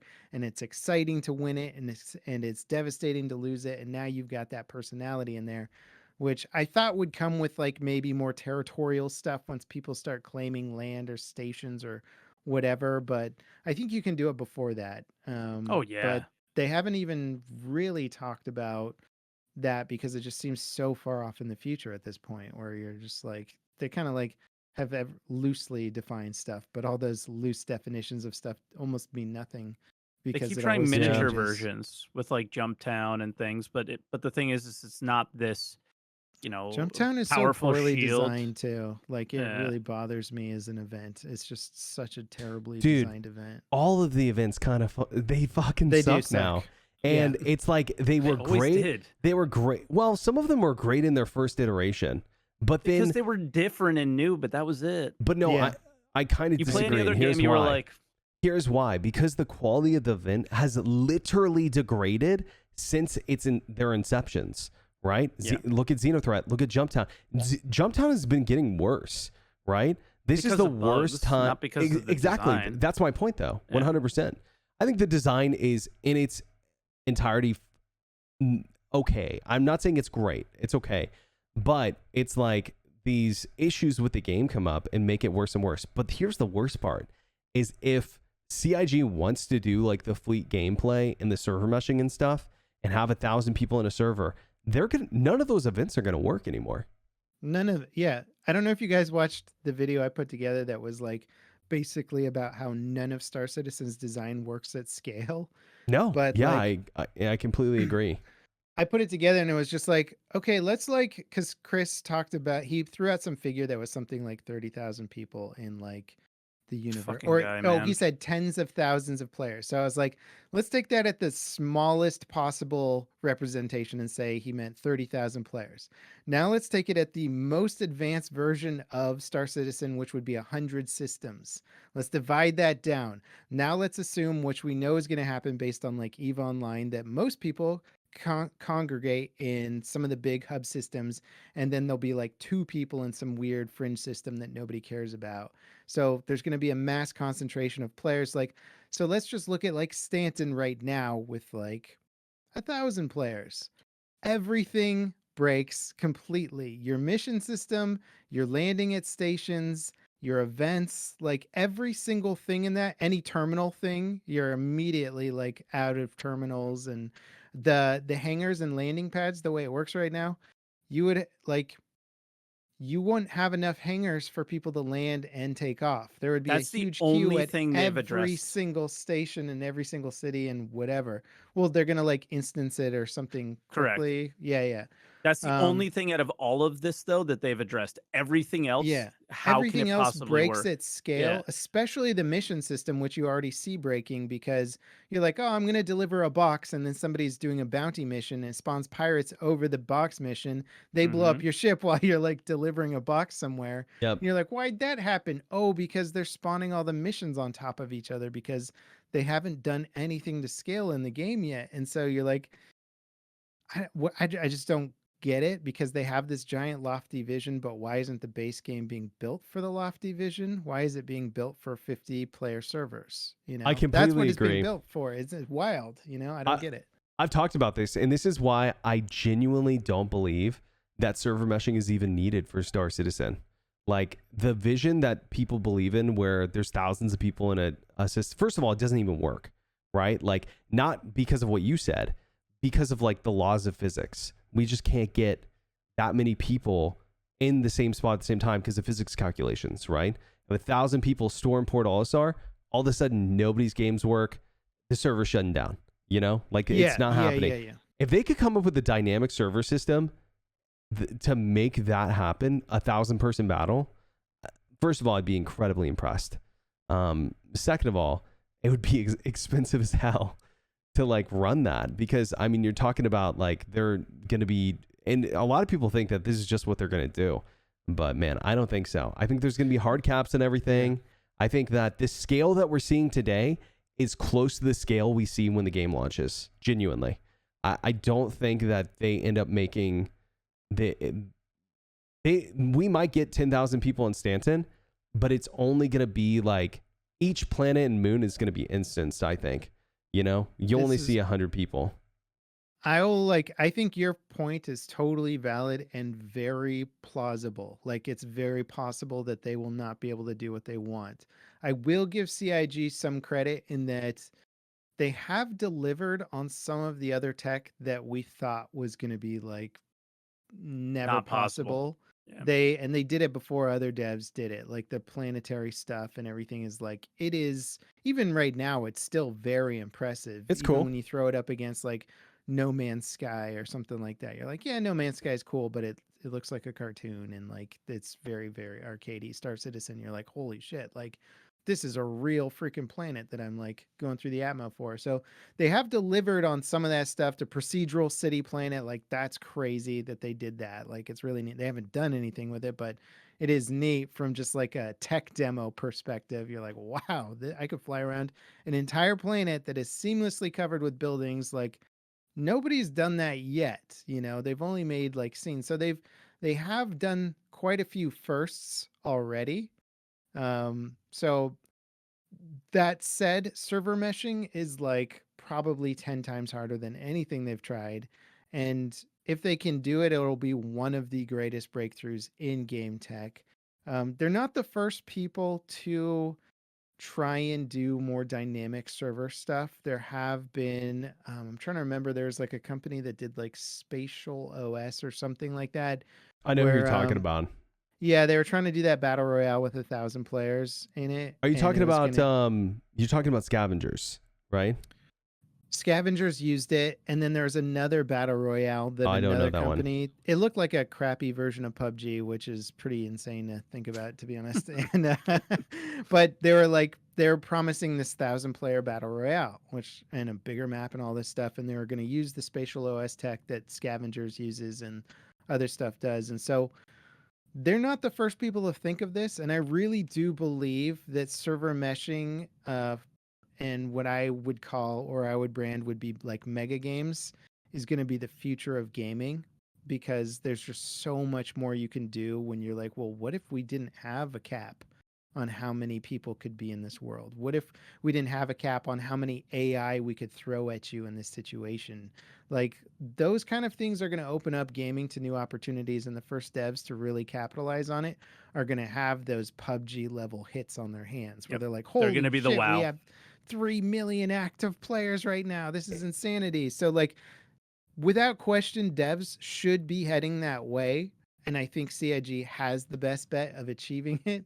It's just like, I think there's a very good chance they're going to hit another major roadblock. I agree.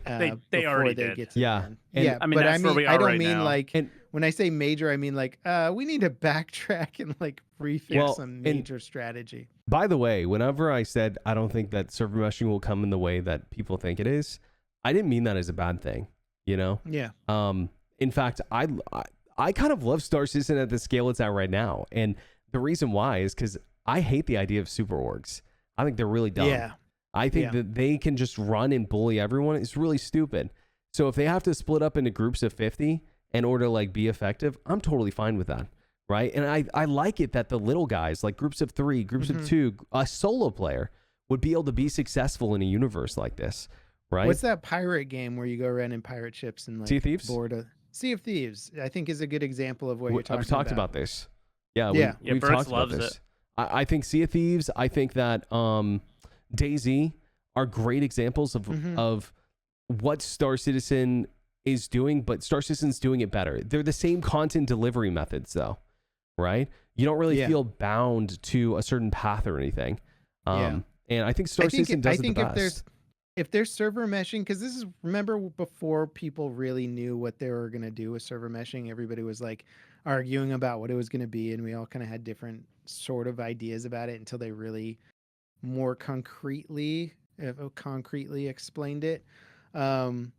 Was like, some people thought that, okay, if too many people showed up in a place, they would just kind of instance us into like different versions of that, and it would pair you with your buddies in one instance, and like it would intelligently figure out where to put people on certain instances, so that if you're trying to meet your friend, you'll pop into the right instance and you'll see him there, type thing, and it'll do it seamlessly and stuff. I still think that is a pretty viable route to go if they can't do the 1,000 players in one place and they want to limit it. Having kind of a smart instancing system, I think, you know, it's not that it wouldn't be challenging to do, but I think it would be far less challenging than it would be exploitable, of course, though, which is like Berks's example of the mega org thing. That's my biggest worry with these instances or whatever, is that people will be able to just control an area by flooding it. We see that in other games. Can't they do that right now though? Can't 100 people from the same org get in a server right now and have full control? Here's my argument against the mega org thing. They can open their own their own server, right? If you look at EVE Online, mega orgs definitely, like, they controlled entire areas of space. You couldn't go there; you would be blown up like instantly by like a gate camp or something.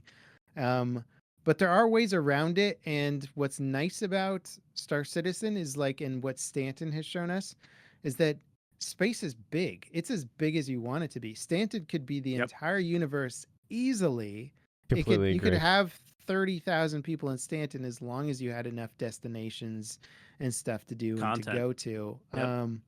You know, so like, I mean, it's like the Expanse, the show has shown us, like, okay, it all takes place in our solar system. They don't need to warp off to some other galaxy or some other Alpha Centauri system to have good stories and narratives and cultures. Like, it can all be done here and seem huge at the same time. So they have that as like an angle going for them. So like the problem in Eve is like you'd have like 2 or 3 gates into a system, and then you could just camp the gates, which didn't really make much sense as a mechanic, right? You're like, who's maintaining these gates? Why is there no policing around the gates? Like, whatever. An org could just sit there, and then you just couldn't get in if you were like going with your buddies. You're like, hey guys, want to go like mine some stuff here or go hunt some pirates? And then you're like, oh crap, there's 30 battleships and they're all targeting us and we're dead now. Like, there's nothing we could do about it.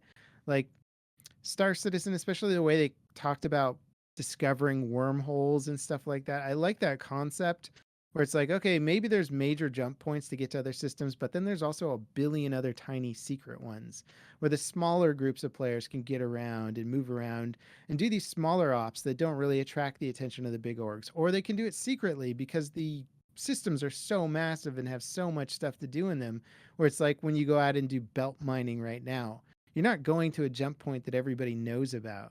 You just stop somewhere. You're not going to run into anybody else. You know, I had this like, conversation today. That's so funny about that specific thing. It's like, why they were, or it was yesterday, but why don't you mine in the belt, Mike? Because I reacted to a video about somebody that was talking about how the prospector was dead, and I was like adamantly against it, and I don't think it is at all. And I was like, well, I better put my words where my mouth is and go out and start mining with this thing. And it's not dead, it's different, but the and I think people just don't like the change from a completely broken system to a functioning one. And they were asking like, why don't you go out to the belt? And it's like, well, I like having the from personally, I like having the opportunity to see somebody. I wanted to play an MMO. I didn't want to go into a space with nobody, but it's great that the option is there for somebody who does, right? yeah. And that's what I like about the idea of the belt is I Mm-hmm. almost feel like you can go out to a place like that and make your own space. Like, Yeah. you know, Well, and as the soon way as the they allow you game to put down markers or beacons or oh, something forget so you can about it. return, like, and Yeah. then you got your group of 5, 10 friends, and you're like, yeah, this is our mining This is spot. our spot. We set up Yeah. a thing. Like, as long as they don't give big orgs like overpowered scanning tools where they can just find people and like kill them instantly, then I Sitcon. think you have. Then I think you. I think you Last have a year. system that's safer than Eve, right? Because Agreed. Eve does let you kind of hide and build secret bases, but they also give you scanners that let you suss out people and stuff like that. So as long as you find the right balance where people can avoid the big orgs bullying them around, and the big orgs more or less just fight other big orgs for the most valuable resources and the Bengal carriers and the whatevers, the big ticket items that they're interested in, and let the smaller groups experience, you know, what seems like will be like a gigantic amusement park of content I for Star love that Citizen. take. I Yeah, love that's that how I take. always think Star Citizen. It has so much. Dude, you know what I want them to do with this game? Because like, what's so great about Star Citizen is they're building all these tools, and there isn't really a clear set of rules for how any of it works. Yeah. And the fact that Stanton has this idea behind its design, and then Pyro has this idea behind its design, and you can already imagine in your head how much different the gameplay could be in Pyro, and then you're starting to think like, well, like I want them to create like an extraction royale planet, right? Like the Bro, the I've atmosphere of this planet has got like this magnetic storm, and every like 1 hour you get a 10-minute window to fly a spaceship down to it and like get out or something, and then like people are dropping off players on this planet, and like the stuff that you can mine or find in caves is worth crazy amounts, but then you're running into other player. Like, I mean, think about, you can like you can recreate all your favorite games in a way in Star Citizen without too much of a stretch. Like, I feel like That's they have how the they tools to get do you. that right now, right? That's But how it they is get you. exciting to think about where you're like, okay, I could see like the top FPS streamers being interested in Star Citizen if they're just like, hey, take me out to the Extraction Royale planet. Like this, Dude. like, yeah, They like already that could be are. dope. I've had this exact like it's so funny because like verbatim, I've had this exact same idea. Yeah. That I hope they have too. Dude, hopefully, right? And it's like there's so much you could do with it. You could do maybe the same thing, but it's like like an underground bunker that you enter, right? Like it or you're saying a cave, but it could be like a bunker, like one of these new bunkers they're talking about. It's like huge and there's like rare items down there. Maybe it's like run by a certain organization. You could also have like a prison planet, instead of having like a moon, and you have to like somehow escape or like whatever. And maybe you have like gangs who like live on this planet. There's all sorts of stuff that you could go and like, dude, how cool would it be if like every MMO, like playing like World of Warcraft or some crap, like you just go and you kind of do your missions and your routine and whatever, and you're not like your story. Yeah, the big events are playing with other players and stuff like that, or like a big battle you got into. But like, what if in Star Citizen you like crash land on one of these prison planets and like you have to like build up enough rep or something to like actually get off the planet. Dude. It could take you like days. You're like stuck somewhere and you're like, it could be like really like one of those things where you're like, oh, I'm not liking this or I'm loving it. But like once you're past like that arc, everybody would have that story of like, did you ever crash on like Corellia 3 or something, And like, man, it took me 4 days to get off that planet or whatever. Like people would have like these crazy stories and like you could do it in this game, right? Where you don't have to follow the conventional like, oh, I died, respawn at the thing, go run my mission again. Like you could have much more impactful events. I think the crazy thing too is like what we're talking about, I don't feel like is that impossible to do for the tools they already have. No. You make they the could rare do it loot right now if they went for it. Yeah. They make the rare loot, they make some sort of weather of like that they already have that. They've been working Just on make weather it- for years, man. Like, and they have it, right? You see Yeah. storms go in and out. So just make those storms a little bit thicker and then make them damage ships. Oh, like X ship is inside X storm. They take X amount of damage. They start to lose control, whatever. That's all they'd have to do. And then just put the rare loot down there, Yeah. And every game since the dawn of time has had like a damage box that you walk into, Right. And you're like, oh, I'm taking fire damage. I'm taking poison damage. Like that's game design 101. Like they should be able to do this in like a week, The in terms of problem knocking is- out a prototype, right? And this is the issue with Star Citizen. I've been saying this a lot lately, is both the best thing and the worst thing about Star Citizen is they're doing too much, right? Like they don't want a hitbox that hits you and you blow up or whatever. They want those sand particles to be getting in your wings and degrading your paint. And then when you reach the point of this, your power plant shuts off, but then you can do some engineering to like work it back on if you switch the sockets out. Like they want the whole thing, and if it's not the whole thing, they don't want it. Yeah, and I think they're going to have part of to the issue. backtrack on some of that eventually. And the problem with it is that they've decided that they're going to do all this stuff, but they haven't tested it as a game mechanic. And the problem is a lot of this stuff isn't going to be fun as a game mechanic. They have done a great job with stuff like mining. Like I'm really impressed with like the skill that they managed to inject into mining, where you're like, oh crap, I could overcharge this rock and kill myself. So now I'm like actually having to pay attention and stuff. I'm like, that's impressive that they did that, and they're doing that with other game elements and trying to make them a little more thoughtful and a little more engaging and whatnot. But there will be a certain point where you're like, do I want to change like 4 capacitors in my ship every like 4 cargo runs I do, and like swap out? Completely Like, agree. I mean, they're just they need to the Vulture right now. It makes me angry. How I completely- Fingers they do that. crossed. completely I'm- agree with you. And like then they were talking about like how they're the recent ISC where they're like talking about how they're gonna break down the ships, and they're like, oh well, it fills up too quickly, so now we have to think of a way around it. How about you just don't design a horrible freaking system in the first place, Dude. And they're like, and you're like, oh, it just blows my mind how poorly thought out that whole thing is. And you're like, wait, so the design of the ship is to get out of my seat, walk back through like 3 doors, climb down a ladder, and then move a box every 60 seconds? Like, are you out of your minds? Like, It's the Rock I DS, just- dude. oh my God. Yeah, it is. And I just don't understand how that made it past even the concept phase where Dude. somebody's like, here's how it works. And the guy's like, that's a terrible idea. If it was if it was like set as a 2-person ship, I might understand. But like, I don't even give him that much credit. Yeah, If you take the big salvage ship, I'm sorry, you got tractor beams, you got lasers, you got anti-gravity, you got gravity generators. How about a freaking robot arm that organizes your cargo for you? Or like, or, I mean, that's the least advanced of the technology. But they want this weird combination of like, 1900s dock workers meets like the future of space travel, and you're like, okay, I guess we live in that reality. Completely whatever agree, man. That is, yeah. It's so interesting.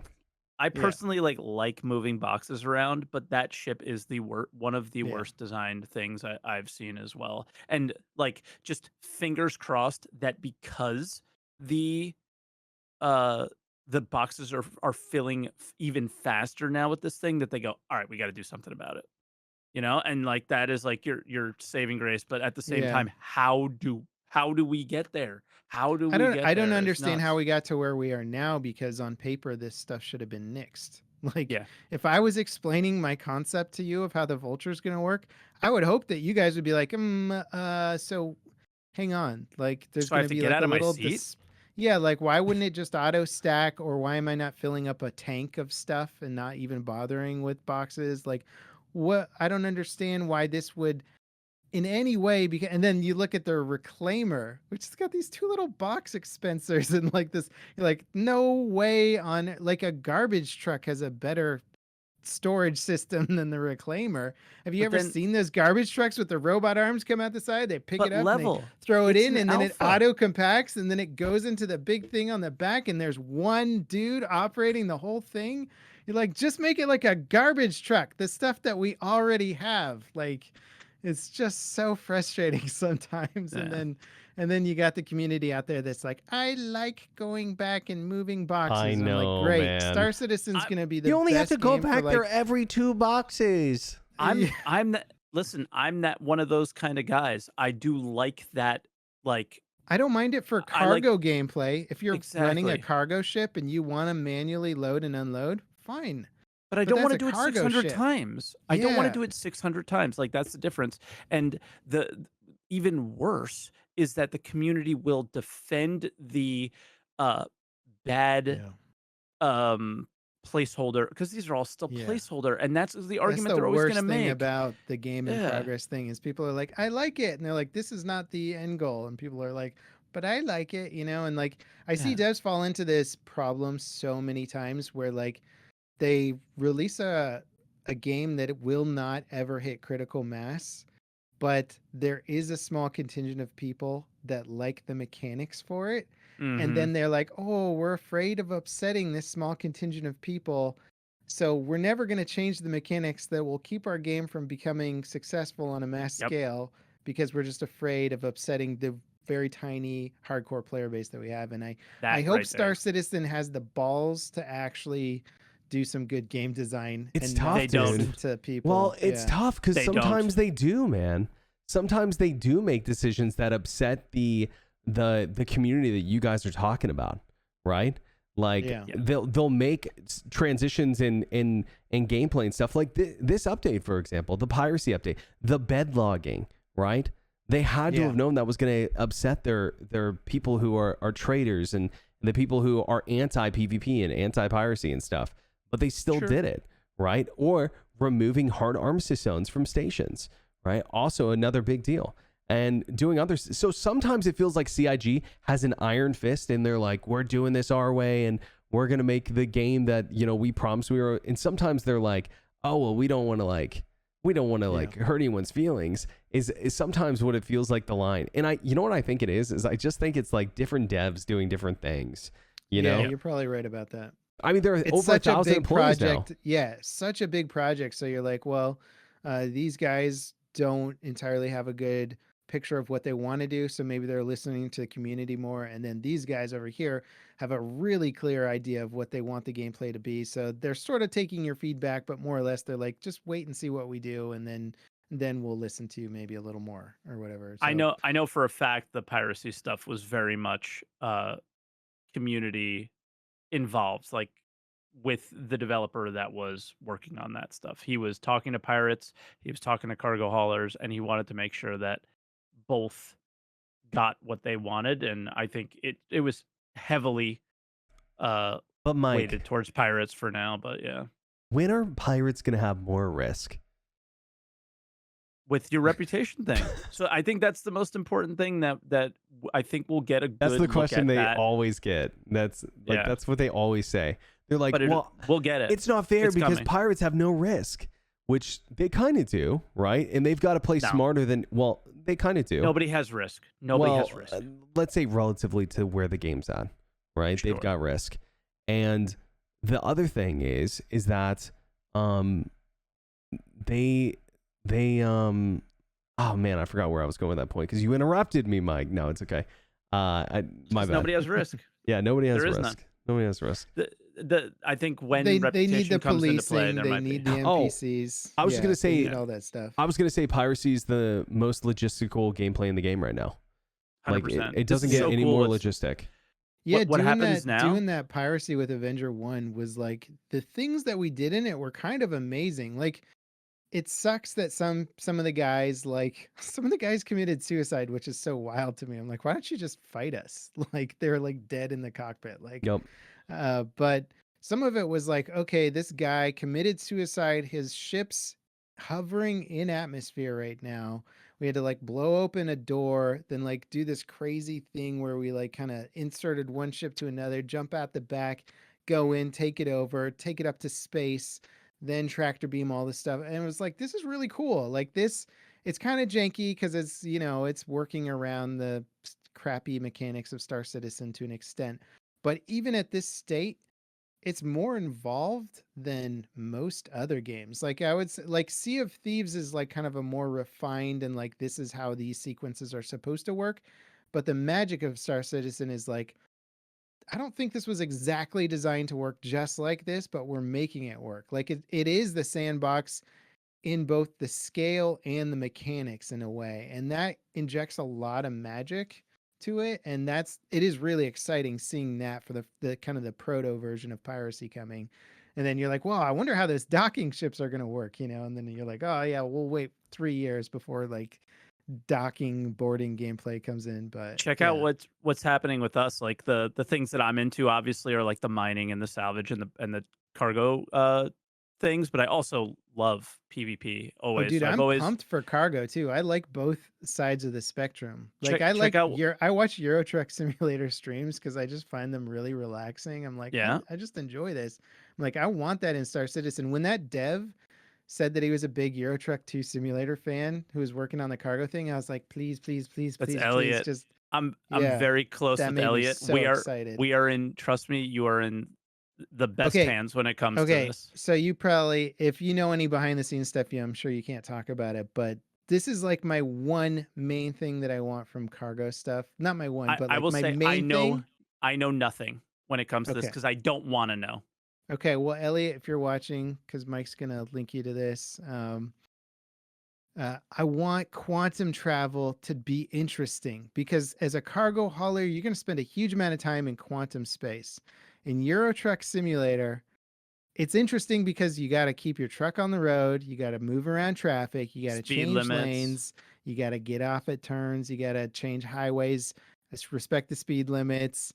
Check your mirrors. Like in quantum space, like give me some like energy ribbons that I got to follow to like get more efficient travel time, better fuel usage. Like do something in there where Avoid I'm like, bumps, maybe. yeah, Turbulence. That could damage your where cargo? I get, Yep. yeah, all of that stuff. I used to play this this very weird indie game called Frontier Pilot Simulator, I think. And you're basically flying a VTOL on an alien world. And like they basically did kind of like Star Citizen style shipping gameplay. It was all planet side, but they just showed all the different evolutions that you could have where you're like, oh, you're in a radiation zone. You got to fly lower. Okay, well, now you're lower, but you're dealing with weird thermal vents. Then you have to like move around those. And your cargo is really heavy, so you're burning fuel like crazy. If you don't like beeline it, you're gonna run out of fuel and crash. And like, oh, your cargo is G-force sensitive. If you go too fast, you've ruined it now. Like they had all this really interesting stuff, and I'm like, I just want all of that in Star Citizen. I hope it has that level of depth, because I could see myself spending hours just flying a whole sea around if it had that kind of gameplay behind it, you know. The initial implementation won't have that depth. Oh my god, it's going to be a garbage like everything in Star Citizen, right? Yeah. The initial implementation is like, here it is, and you're like, that's it, okay, you know, like, yeah, we just can't have wait to for hope. like 2 more years. Yeah. Yeah, we just have to hope that it's more like what we've and I'm fingers crossed. I do not know any details on this either, but things that I know some details about salvage and it's public. So I'll say this one, but the mining stuff, I don't know any details. I just know that there are some changes coming. Are that like, okay, I've put out a patch and this is the initial implementation, but then we build upon it, where CIG has always kind of done the initial implementation and then moved on to something else. Like Yeah, that's that so weird to me. I don't get that's that at all.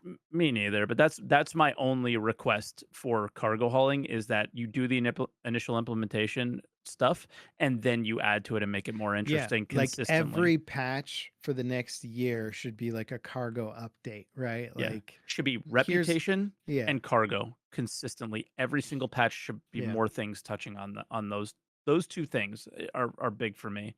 But for salvage, we know that they're doing more interesting and different salvage missions, more interesting with quotations around it.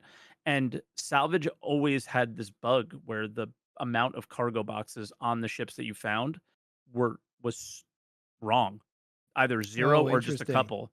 There's supposed to be a lot more. Oh, okay, okay. That makes it way So more interesting. I think the because salvage now loop it is makes it really fun. fighting. It's cool. Yeah. Like Wake of Disaster, if my expectation is people are going to be fighting over it a lot. That's what I thought they were supposed to be, but well, because they're supposed to be filled with valuable shit, and now right now they're not. Yeah. Well, and also man, there it's isn't the- really any the value in weapon. Star Citizen is the Dude. other That's the problem thing. too. It's just another jump town Yeah. then, and how There's no like, oh, I found an epic shield capacitor, and Dude. now Exactly. my That's what I Gladius want has so bad. has like 50% more shield. Like something like that would be dope, where you couldn't get it in the store, and like it doesn't sound that hard to come up with, really. Like you're like, And it's uninsurable. If you lose it, But- it's gone. yeah, yeah, But guys, totally. Like there's no that, metas. That seems like an easy But we can't win have a for them. meta. That's the problem. They don't want any metas. They're all about this like Well, weird that balance. doesn't and- mean anything. Saying I Yeah. don't want a meta is like, you may as well have said nothing, because Exactly. there's going It's so to be a dumb. meta. Yeah. It's a video game, and it's going to be a competitive video game. Therefore, there will be a meta. Like, Yep. people are going to figure out the best and most efficient way to do things. And the only thing to keep that Always. interesting is by injecting new content and rebalancing the existing content. That's about it. Absolutely. Yeah. Yep. Yeah. If I think every silly game idea as ever in well. history has taught you anything, that's what's going to happen, right? Yep. Because it will. Metas are metas. They're always going to be there. If something's 1% better, it's a meta. Yeah. What do you think about the like latest thing where they're talking about the personal stat system or whatever? Like, I love it. It's not so much like the system that I'm curious about. It's more like that they're working on it now, versus like, it's like, work on something else. This is such a like minor feature compared to like everything else in the game. I'd rather see reputation worked on, personally. Yeah. I don't hate it. I don't hate it. Worked on. It's different teams. No, sure. It's just like, man, it's just, you look over the last 12 months and it's like, it feels like This is a dry time, man. the thing that like, it's dry right now. Yeah, it's dry. And they've added quite a bit in the last 12 months. Well, kind of, right? It's always going to feel dry until we get a lot of the things that are making you feel like you're progressing in the game and ground you to the world around you and all those things. Well, and Mm-hmm. Content can be brought into the game and you can go, wow, that's so cool, but with literally everything. And it's just, that's the that's why things feel, I think, dry. And then obviously we went through this like 318 problem, right? And we're still in it. And that's the issue, right? And the stability. That's the problem. Because this, in my opinion, is the best content update we've ever had in Star Citizen. This is the best time to be playing Star Citizen ever, aside from the stability. If we had 317 stability, that's all. I'm not asking for perfect. 317 stability, we would be literally flying right now. Like, yeah. Back when I used to be excited when they're like Xenothreat, I was like, oh my gosh, like this is gonna be so fun, guys. Let's go do Xenothreat together. And now they're like Xenothreat, and you're like, boo. All right, I'm gonna take some time off of Star Citizen. Wait till the servers recover. I take that week off. I mean, not to bring it back to the conversation before, but I mean, a lot of the reasons why I started to react in the first place was because the game was so hard to play, and the community still loves having a conversation about the game.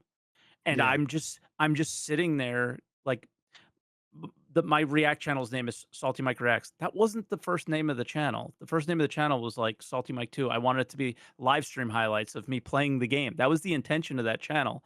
And then my audience started telling me what they were interested in, and I just kept wanting to do what they liked. And that's been the hardest thing about the whole conversation around it now, is I see everyone's issue with it, and I'm sitting there going, but everybody really likes me watching or likes my commentary on things. Yeah. And now I'm For the sitting record, here kind I of had going, no issue with you doing the react to my video, by the way. I was just using that as an example earlier. If that's fine, and it's a perfectly good example. And I think and I I'm commented always something quippy on your video too after you made it, just to like make it known. Yeah, of course. But the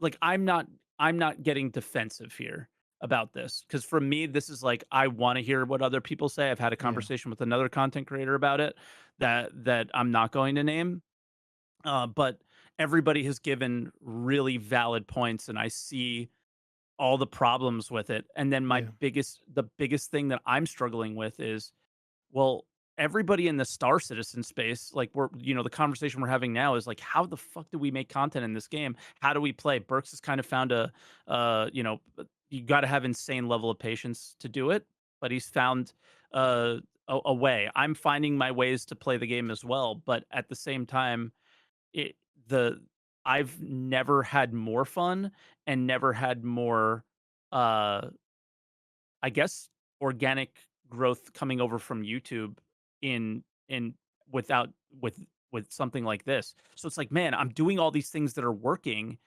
and as creators, everyone's looking for the way for something that works, and then it's just unfortunate that it's like the thing that works is really hurting other people sometimes. Can I ask you guys a question that sucks. might seem a little like too behind the scenes, and feel free to not answer it, but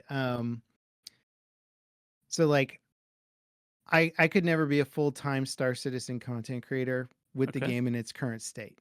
I would lose my mind. And that's great that you guys are like that you're enjoying mining so much, and Berks, you're like creating like cool adventures and different scenarios all the time. And I watch your content, and I watch both of your content, and I find it interesting.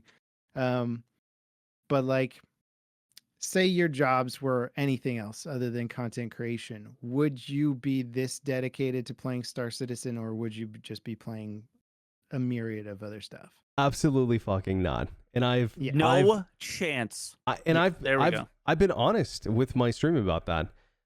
I do love Star Citizen. I do think it's my dream game. Like, if I'm not a content creator, I still think it's I've literally like been obsessed with space and space travel like since I was a little kid. Like, I wanted to be a astronomer, which is like a stupid dream for a kid to have. But Berks dressed up like a Star Trek character when he first started streaming. Yeah, I was literally dressing up like a Which Star Trek character? Well, I was just wearing the Star Trek shirt, the blue one, the medical one, and from TNG or Deep it was Space it was Nine, it was it was TNG, I think. And it's the funniest part is I'm not even a big Star Trek fan. Like I think it's a great series, but I'm not. I was just looking for something that could put me in the, I guess, the spotlight of like someone who's like a like I wanted to be like Dr. Disrespect, but for like spacey stuff. Yeah. That was my kind of like starting thought for Star Citizen, or not Star Citizen, because I was playing Call of Duty when I first started streaming, but I was still doing the space captain thing. Like, no joke. I didn't know that. Yeah. That is really fun. It made me laugh too. I was just like, just thinking of you as a COD streamer, man. Yeah, I'm literally trying to get dubs in like PUBG and like Call of Duty Blackout, and He's I like have teabagging. Dude, yeah, exactly. I'm teabagging aliens, dude, with the yeah, the peace be with you. It's like, or live long and prosper. But it's so funny because like I found Star Citizen, it felt like destiny. I never even heard of the game. My stepbrother was the one who introduced me to it, and super good guy. And I started playing it, and I was just like, dude, this is my game. Like I instantly fell in love with it. I was doing like trading and stuff, but I've been honest with my community is I'm there for them. I make content for them. I tell people I play Star Citizen so you don't have to. That's what I tell people. How much do you think our feedback and or community feedback is like, I don't want to say inaccurate, taken? but almost, what's up? No, go ahead. I think you're saying something different. We're trying to play a game that's not done. And so it's very frustrating. And like, on one hand, it's not totally the devs' fault because they're like, well, this is a work in progress experience. It's always been an alpha. It's been kind of clear from the start, like you're playing what works and what we've finished.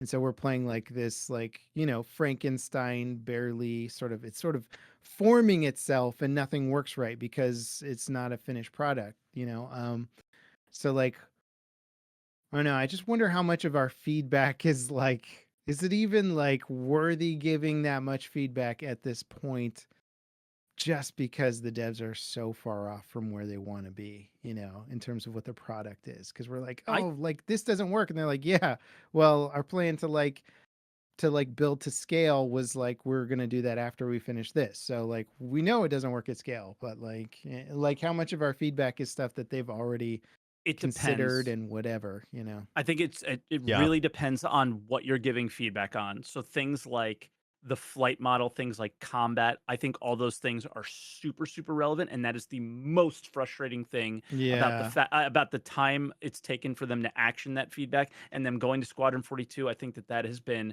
one of the worst decisions that they've made, where maybe they feel like it was a good one for whatever reason. I don't care. From my perspective, terrible decision. With mining, salvage, the careers, I think they have a very unique and good opportunity to watch us and how we interact with the tier 0 systems and build up to something that they find is fun. But I always do worry that the people that are here now have maybe too much of an impact on what the game might look later, when those masses that you were talking about, of more like what happens when the COD kids come, what happens when the Battlefield players come, which is your much wider audience, your AAA games, when they go like, what is this garbage? I have to eat, drink, change this thing, and do all this stuff. Yeah. Where the current players who are okay with some of these things they're the ones who are like, applauding things that a wider audience wouldn't want. And as a game company, why would you ever do that? Yeah, right? No, the thing is the people that are, especially because I've heard people be like, well, I don't want the COD kids to play. And like, you say that, but you actually do want them to play. Yeah, because what you want is a AAA game with a lot of money that can do a lot of cool shit. And I'm sorry, but like, you're not going to get that with like they're coming 10,000 concurrent players, Yeah. So like, I hope they are coming, but they're not coming anytime soon because the game's just not there. Like, I mean, like you'll get big streamers and big personalities to jump in from time to time and be like, cool, that was fun for a day. Obviously the game is completely broken in every way and I would never play this in my free time, but it was fun to make some content around it for a day. But I mean, like that that happening on a more regular basis, I still think is just so far away right now. No, I completely agree. But and what I mean is they're coming in, the people who are expecting the community not to change and to deviate. Like when I give feedback for the devs, I am thinking of it strictly on a perspective of someone who doesn't play the game like I do, right? And Yeah. like I'm not giving feedback based on someone who has 6 hours, 7, 8 hours a day to play the game. I'm not giving feedback based on like niche wants and desires on like survival systems and stuff. Some of that stuff's fine. Some of it's cool, but some of it, I agree, is not going to float, and it's not going to work well if they wanted the game to go mainstream. And that's where all my feedback lies. I'll even like give feedback to the devs when they ask for it of things that I personally don't like, but I know the community likes or the game needs. And I think that's fine, you know, because I want the game to succeed long term. I want the game and if they're good to be devs, great. they'll look at your feedback and be like, okay, well, some people like this, some people don't, but they'll see through to like what the actual problem is. You're like, I don't like this laser beam's OP or whatever, and then like, okay, well, maybe it's because players are fighting at this weird range, or you know, like they'll see through to the actual problem versus being like, okay, well, we need to take this weird little thing out of the game. Be like, well, why is this upsetting Berks? You know, and like see the actual underlying thing. If they're, you know, if they're good devs and they know how to look. And from my experience, speaking with most developers, even outside of Star Citizen, is they're usually very cognizant of that type of stuff where they're like, they hear your feedback, which is like, I don't like this gun, it sucks or something. And then they're like, they translate that to like, oh, well, the actual problem is that the average engagement range for players is way longer than we initially wanted it to be. And so they're looking at it from under the hood. So I think it's good to give that kind of personalized feedback, because I think they're generally very good at translating that into like game engine feedback of like, okay, what's the core problem? Yeah. 100%. Absolutely. And most of the devs I've talked to at CIG they are very good at doing that kind of stuff. Yeah. It's just they're being fought at by things above them, because it's always there's never enough time for them to get the job that they were trying to get done, and that's because it's the next patch for the next ship sale. When I look at Star Citizen from like a top, like the business plan, like I do have to agree that I think switching over to Squadron 42 might be the right decision. Like, from a gamer, I hate it because I want to play the PU and that's all I can play. I do think that they, with a caveat to that, they could have done some stuff, or they probably should still, is give us a demo level. Like, remember demos of games, like where they're just like in the magazines? Yeah. Have you seen the vertical slice on YouTube? Yeah, of course. Yeah. Like, you mean the one from like 2017 or whatever? Yeah. But they could have let us play that, you know? Sure. Right? Like give us the most fleshed out version of that. And like, then when they update stuff in the Squadron 42 monthly, like text, you know, feed of like, we updated the animation system, and you're like, whatever, you know, like who cares? I can't see it. It's just a line of text. Like, then maybe you could actually see some of the vertical slice would get updated quarterly or something, right? With like some of the new features. That way, at least you can see some of the Squadron 42 tech progressing. You can see some of the new features coming in. It could be a little more exciting. So you're not just sort of like, oh, 80% or 70% of the resources is going to this giant black hole of a game that I can't ever see or know.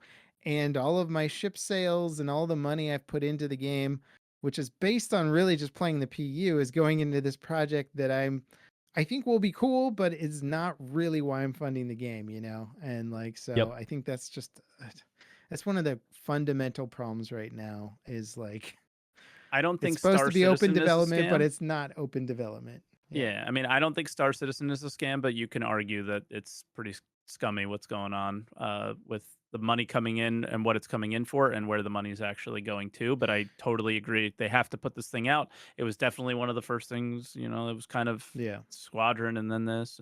And if the game does incredibly well, that cash injection would be massive. Like if But it everything does, you know now, yeah. do you think it will? Off of all the decisions they've made, did you ever play Wing Commander games at all? You know, I didn't. I played Okay. some of the X games and like Did you play X. Freelancer? You know, I think I might have like watched a friend play it forever ago. Freelancer is similar but different to what Yeah. I would expect from Wing Commander. I've talked about it before, but the Wing Commander games were like not really heavy on like game design and like Yeah. super like Freelancer, you crazy. could actually buy stuff for your ship, right? Like Yes, Yeah. privateer and stuff you could too. land at like ports and stuff. I Yeah. do like very loosely remember it. Yeah. Like Wing Commander, you're stuck to your Idris in this case probably, or your Bengal carrier, and all the action is going on there. That's why they never really want to show the interior of it and all those things. Is Mhm. like that is going to be the main core of the story. That's how all the Wing Commander games were. And then it was about the interactions with the people on the ship with you. It was always the cutscenes. It was always the conversations. That was really the game. So Yeah. that's why whenever you've seen Squadron 42 focus stuff, it's so cinematic, it's so cutscene-y, because it was always like the mission was to get to the next part of the story. It was the Yeah. mission wasn't the big thing. Like, yeah, Uh-huh. so like I'm not I sure. remember So this COD is kind of being like that for I me. don't like most single players. Like my Mhm. favorite single players would be like some of the Zelda games. I thought Half-Life 2 was possibly the ultimate FPS style single player. I liked most of Everybody says I look like Crisis, that the guy. original. What's that? Yeah, you do look like Gordon Freeman. Yeah. But like I don't like cutscenes and I don't like being taken out of my character a lot. So Same. that does concern me a little bit about Star Citizen because whenever I'm playing a game and it's heavily reliant on like building up these emotional interactions between characters, and I'm looking at a poorly CG rendered person that's like not quite conveying the stuff, and the cutscene, the transitions are a little choppy or stuff doesn't load in right. I'm like, why don't I just watch a flippin' movie? Clearly, these people wanted to make a movie. Oh, let's cut to a quick time event where you have to hit X at the right moment. I'm playing a video game. No, you're not. You're playing some bullshit like video where you just press a button at the right. Like that stuff drives me crazy. And So I'll you don't like like, Telltale games? no, the problem is I wish Telltale would just made an animation. And that's fine that people like that stuff. And I'm not going to like say don't play the games that you like because No, of obviously course there's not. a market for it. But for me personally, Yeah. when I play a game, I want it to be a game first and foremost. And if you can engross me with a story like Half-Life 2 did, where it never ever takes you out of the first person perspective, which is pretty wild, like the whole time. And when something crazy happens, it's because there's a sound and you look at it because they know how to cue you and get you to look at it, as opposed to be like, oh, now we have to lock your camera and make you pan to the side, and now you're not in control anymore. And you're not really playing a game. You're on a shooter on rails, really. It's just become evolved I shooters on completely rails. agree. Yeah, so I hope Star Citizen doesn't do too much of that. I will say that the vertical slice that they showed in 2017, I thought the dialogue was excellent. I thought the character acting and stuff was really cool. It seems like they're doing a great job of world crafting and creating like stuff that I'm going to care about. So that's very good that because normally video game writing is absolute trash. And then like Metacritic's like 10 out of 10. And I'm like, who the flip? Like, do you guys appreciate like good character writing or dialogue or anything? Like sometimes we just give games a pass for absolute trash stuff. But Star Citizen seems like it's doing good on that front. As long as it's still like a really fun game under the hood, right? You know?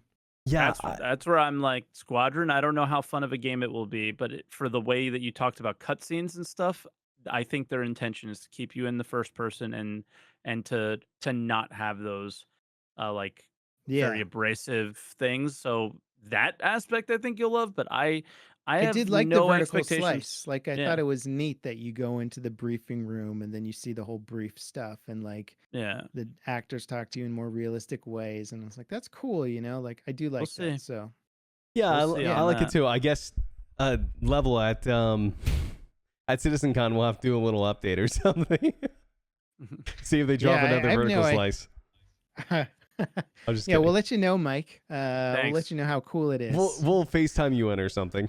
Yeah, we'll be like, Yep. this is so cool, and then we'll like drop our phone or something like that, you know, and be like, back to the game. Sorry, Mike, we gotta play. It's so cool. You just missed it, Mike. It was oh my god. Oh, it's all NDA. We can't It's talk. so All right, good. see you later. Oh, man. I'll be honest. I've been on the fence about going still. I'm just sort of like, oh man, like just because the lead up to it is so dry, and I'm like, this could suck. Dude, like, I'm not going for the event at all. FYI. I want to go talk to devs. I want to just go talk to developers, and I want to meet you guys. Did you get a VIP basically. ticket? Yeah. Bro, I don't know how, bro. I was playing the F5 Wars. I did not get one. Yeah. I don't know why. They can always do that stuff better. It's totally wild how they like. Yeah, it is funny though. Like I knew that when people were bitching about the ticket price, I was like, this is going to be sold out like in a millisecond. Like they could charge 10 times as much and it would probably still sell out. Like it's crazy. I wonder where they are. I wonder where they are with sales on the regular one though. They're not sold out yet, I don't think. Well, no, but like how far, like what are they expecting and all these things? Because overall the sale numbers have been not as good as last year. They're down a little bit. Okay, so the regular pass is not sold out, but the VIP did. Correct, yeah. The VIP was sold out every time in like 6 seconds. I know because I tried every single time and didn't get it. But they'll let you in, dude. Like, come on. Yeah, maybe. They're not gonna be like, no, Berks, you didn't drop the extra $100. Get out, dude. And you'll be like, dude, do you know how much money I've dropped on this game? Come on, man. I'll tell you. How about you guys? Listen, I'll lift over the hood. So I know Level, you're at how many referrals now? I need to make a second account so I can get a second javelin. Dude, really. That's what I did. I'm at probably 6K, but between multiple accounts. I don't know. It says on I'm still listed in like the top 5. I think I'm like 2 or 3 or something. That's probably the number one reason I regret splitting them is because I'm not on the board. But whatever, it's who cares? When my javelin blows up, you'll be like, "Here's my second javelin." Like I already, I'm giving Mike my second javelin. I told him already. I don't want it. Listen, I'm gonna earn all this shit in game. Okay, I don't play that. You know what'll be great about having an LTI javelin is just like ramming somebody for the fun of it. There's Mike and his little prospector, and you're just like, why am I? Listen, man, this is because you don't have a javelin. That's why. That's why you're getting picked on, man. God, bro. We'll be in our javelins, being like, "Hey, you want to go do that cool javelin only mission?" We're like, "Yeah, hell yeah!" All right, Mike, we'll see you later. Well, guess what? Guess what, you guys with your big ships. Guess what? All you guys with your big ships, when they first came in game, all the mining ships were the ones that blew them up. So that's what. Guess what? We're gonna come in with our mining ships. Yo, and we're not wrong. Yeah, we're gonna take you out with our mining lasers. He's not wrong, bro. Dude, yeah, I think that the interesting thing to me was, and I said that to one of the devs, because I'll be completely transparent. I asked for free tickets and they told me no. Oh man. Yeah. I was like, I'm one of your biggest creators. I was like, I've got, thousands of referrals. I was like, could you guys at least like hook me up with some free tickets or something? Because they used to fly people out, and yeah, they offered to do that for me one year and I turned them down. I feel bad, they it's didn't also do that. like, you're just like, yeah, and they didn't do that for anyone this year. I know, maybe their budget's tighter, right? Actually, like, we got to ship Squadron 42, guys. Like, we can't do this. I imagine the convention center is super expensive. I think the convention center is expensive for sure. Flying all those employees out there doing I think that's Citizen. The overhead's got to be huge for it. Yeah. And I almost wish they wouldn't do it live, just because if you look, if people actually got to see the financial sheet, they'd be like, "Don't do CitizenCon, like do it virtually, like whatever." Like, I'm sorry, last year's CitizenCon was amazing. I liked it. Yeah. You mean because it was digital? Yep. Yeah. Yeah, I agree. It was edited. It was clean. There was no possibility. Like, guys, do we remember? Like, let's not forget. Anytime they've ever done anything live, it has been the most cringe, garbage like moments. That's my favorite part. Yeah, I like Oh my seeing Chris God. Roberts saying this is Next bullshit slide, on stage please. when the Yeah. demo crashes. Next slide, Exactly. please. Yeah. But Yeah. no, it's in like honestly. But the thing is they'll make money on this event, 100%. I hope so. I They hope will. that is It's a the plan fundraising because event. I want them to. Yeah. Otherwise, dude. If they're not making money on this event, I'll be pissed. And the reason why is I think CitizenCon is and I know you agree with me on this. I think it's a massive, massive waste of time and dev resources. Because how many times have they showed stuff that doesn't make it in game? That's literally for demo purposes only. It has no literal foundation in the PU or Squadron 42. It's literally made to show off like this new environment, this new thing that literally won't even make it into the game in the next 12 months. It's happened What do you mean? That so many sandworm times. is coming in 3.2, I heard. Bro, listen. And they're just putting a new planet in Stanton, and yeah. Fuck, the only thing from that demo was a sniper rifle and a takedown that we have right now. Oh, man.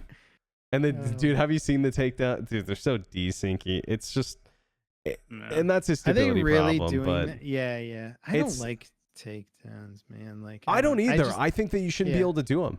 Really, Yeah. I think that in PvP, I don't think you should be able to do them. There's very few games that I've played where I'm like, I'm glad they have a takedown mechanic because like they always just feel cheesy. They feel like some COD bullshit. That's what happens. Like, I hit the button at the right time. And do you know what happens right now? I've never thought about that. But do you know what happens right now? Literally, you run in circles around the other person, spamming middle mouse until you take them down. That's like the mechanic right now. And eventually the desync will catch up and you'll get them. And on your screen, they're not behind you. But it's like, it's just so bad right now. But yeah, they'll be in front of you and then you'll be getting taken down and you're like, yep. What just happened? And then your body like flies off into the abyss because they took you down 20 meters to the right. But it's like, I think takedowns are great. I think on NPCs, that's fine. But they should really only work maybe like taser or something, you know. Yeah, like something yeah. that requires a little bit more of the traditional mechanics. Maybe they there's have a the skill check knockdown to effects. Yeah, because Already. even like as a Battlefield fan, you know, that game's always been about like tick rate and getting like the best pings and the best latency. Something you'll never get in Star Citizen. You'll get close, but like not within the same realm. And even in Battlefield, every time they tried to do takedowns, they almost always were trash. I think BF1's one of the few that I was like, gave them a pass for it because like it worked in a little bit of a better way, but like ultimately I was like, we don't need them. They had some cool stuff where you could like bayonet charge for a takedown, but that was more skill based where you had to like line it up ahead of time. And then people even exploited it there where they'd initiate a charge like 2 inches from somebody and they'd exploit it. So takedowns are just so exploitable is the problem with it. And Star Citizen is going to be more exploitable than any of these games by like a factor of 100. So people are just going to break them horribly. So I just don't know. I don't think. Yeah, I think like maybe a takedown would be fine. Do you know how like you can get in fist fights and like concuss someone in Star Citizen? Maybe if they get into the concuss mode, then you can take them down. I think that'd be fine. Or if you tase them first or something, then you can take them down. That's fine. Yeah. But I think just like sneaking up behind someone and doing it, I don't know if I love that. Yeah. But in Battlefield, they did an interesting thing where, it was like, okay, so if you had a melee weapon out, so you could enter the kill animation, right? With a melee weapon, and from the first person, if they're facing you, it had to be a fatal swing to kill them. So if you had a knife, that would only do like a third or a quarter of their health per stab. So if you damage them enough, or they had already taken a lot of damage, and then you're facing them, it'll enter a takedown animation. So I like that too. At least you had to be winning the damage fight in order to engage. But then you could get a heavy weapon like a mace, and that'd be like a 2-shot kill. So like it would give you a little bit wider of a takedown range. And so it kind of had some meta to it, and it wasn't like instant, but you could still do the walk up behind takedown, which I didn't like as much. So like if they had something more like that where the player's health had to hit a certain level and then you could enter takedown mode. I will say that if you had to stand behind them and hold a takedown like button for like several seconds, I'd be fine with that. and they didn't move or something, Right. right? I would be fine with that. Like a proper stealth mechanic. That's right? fine with me. But this idea that you can run behind someone and in a millisecond spam middle mouse and they're just taken down, that's ridiculous. But I think like it requires more tact to be behind someone for several seconds holding a button, you know? Yeah. You have to be right in the window because the window's small level. It's really small. You can take down an also, NPC why from does any it angle. have to be an animation at that? I really don't like these like these lock-in animation sequences. I think they always present problems in games and sort of take you out of the element. But why not some sort of like power up vibration blade or something like that? That like, okay, you're behind him, you can charge it up. Here's the perfect opportunity. You swipe, and then it just does a more natural swipe animation, and then the person has a more natural, oh, I got hit in the back by a melee weapon here. Here's my reaction animation, and then they fall down dead or whatever. Like you could do it without the lock-in animation sequence, you know? And I personally think games just are more fun, look better. It'll probably work better in Star Citizen without all these lock-in animation stuff. But again, Star Citizen's all about the lock-in animation. I was gonna say they love their animations, dude. Let me climb up a ladder. Like, I mean, if you're in a firefight, are you gonna casually walk up the ladder of your like Gladius, you know, like to get? You're gonna run and die for it, but like they have to do that, by the way. Like it's a limitation to not the engine, but any engine, like because you're transitioning control of the player to the ship, right? Like you're no longer the player, you're the ship, even though the game can be, it's like the moving bases. Have you heard this term before? No. It's something that Star Citizen does really well. Sea of Thieves does it. Call of Duty does it, where you can jump on top of a vehicle and move with it, you know? Right. That's not something that a lot of games have done well. And Star Citizen does it extremely well, but you're transitioning ownership of the player actions from the player to the ship when they get in. Now they could just hold X and get in, like in Battlefield, and I wouldn't mind that. I think that would be fine personally. But the CIG is way past the point of no return when it comes to that, right? Like they won't go back. Like they have at least done the animation for like if you're in 0G, the 0G entrance like looks, you know, you're not like climbing a ladder in space. Of course, no, and. By the way, I think it should be faster. You know, like this stuff shouldn't, like you're saying. Yeah, because inevitably you're gonna be in a weird situation where some dude's chasing you, or you're like in a firefight, and you're like, and then you like do your dumb intro animation, you know, and you're gonna be like, this is stupid. I'm gonna give you one better. I saw the most insane clip yesterday. Oh, dude, yeah, and you can tell right after this, but dude, the Hurricane, you have to a lot of ships, you have to wait. You have to wait for your pilot to get in before you can get in. You can't get in at the same time. Yeah. And why that's a limitation, I don't know. I have no idea the technical limitations, but it's long. It's like 7 seconds. The dual cockpit ships, like the Super Hornet, or like I think probably the happens in the Cutlass too. One. Where the cockpit has to like close, and then the next person's like, "Okay, my turn," and then it's like, "Let's redo the thing." You're like, "How is this the system, man?" I'm confused because I don't know if it's I haven't tested it yet. Every time I bring this up, I forget, but I don't know if this is an issue like on the Hammerhead. Like, do you have to? Can the pilot and a turret gunner get in the seats at the same time? Because in the Cutlass, you can't. You have to wait for the pilot to fully finish the animation. But what's this clip you're talking about, Mike? The Cutlass. The Cutlass, yeah. I was watching, it was Voidy vid, and he was playing with Cutlet, but I had seen this, like somebody had sent me just a Twitch clip of this moment like weeks before he posted this, and he just posted the video today or yesterday. But the clip was they pirate this guy, and they're in the cockpit trying to shoot him. He's in the animation getting out of the seat, but he's not moving, like it's like desynced a little bit, and they're shooting him and nothing is happening, and he gets out of the seat through this locked in animation, and because of the desync on top of it, kills both of them. He is sitting there in the cockpit just getting blasted on their screen. They're in the middle of reloads or something as he like gets out of his animation. They're like, oh crap. Yep, it was the most ridiculous. It was the most clusterfucky thing I've ever seen in my life, and it just ended in 2 of them dying, and it was just so They're gonna have ridiculous. so many of those issues because every Exactly. game, as soon as Battlefield had the animation sequence for getting into vehicles, which I think they added in like BF1, I want to say, um, there was all kinds of issues with hitboxes for the animations while they're getting into vehicles. So Yep. you'd be like, I'm shooting this guy and he's entered the Like, animation, why even though isn't he's he still dead? standing in front of me. Oh wait, his hitbox is like over here somewhere, like moving around. So I mean, Star Yep. Citizen's gonna have that times 3. You know, it's gonna be terrible, but they'll just have to like slowly work through it. Yeah. But before we head out, because dude, this is so funny because we were like, just to give you a little insight in the background, Level was like, "Is this a Star Citizen podcast?" And we were like, "No." Uh, I this was like, this what do one you is. mean? This one This is. one was 100%. But I do wanna pick your brain a tiny little bit because I just I Berks built you up a lot at the beginning, but I You want to take me down? I get it. no, Hell quite yeah.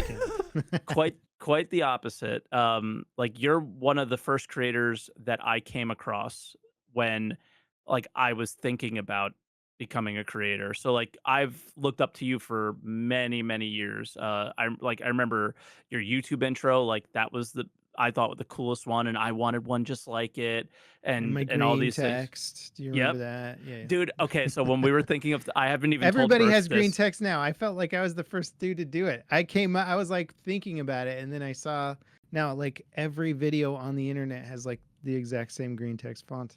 I don't want to take Beautiful. credit for it, but I'm just like, This did is I beautiful do because that? this is sort of where I want to go too. Is the first thing I was going to ask was a little bit about like variety because I watched you. You're kind of like the Battlefield guy, but you're totally not when you actually look at things. There, you've done so Yeah. many different things on your Gosh, channel I over the wish my years. audience would figure that out. I'm like, I'm not just a shooter fan, guys. Like, or like just a military shooter guy. Yeah, like, I but wish I could like play there was, Halo. They won't let me. oh, dude, I wish I Sorry. really liked Infinite actually. Me too, actually. Yeah. Yeah. I It's like the I'm I a l- fan of arena shooters, but Yep, like no, I guess the era of arena shooters is are over or just something. dead. Yeah, Yeah. but it's I don't mean weird, to but interrupt you. Sorry. no, it's fine. I like when things go wherever they go, but the the thing that I noticed is that you definitely tried so many different things, and it like there's airsoft content on your channel. There's planet side. There's obviously Star Citizen content, right? Like, is that something that keeps it fresh for you and fun? Is that what's kept you doing this for all these years?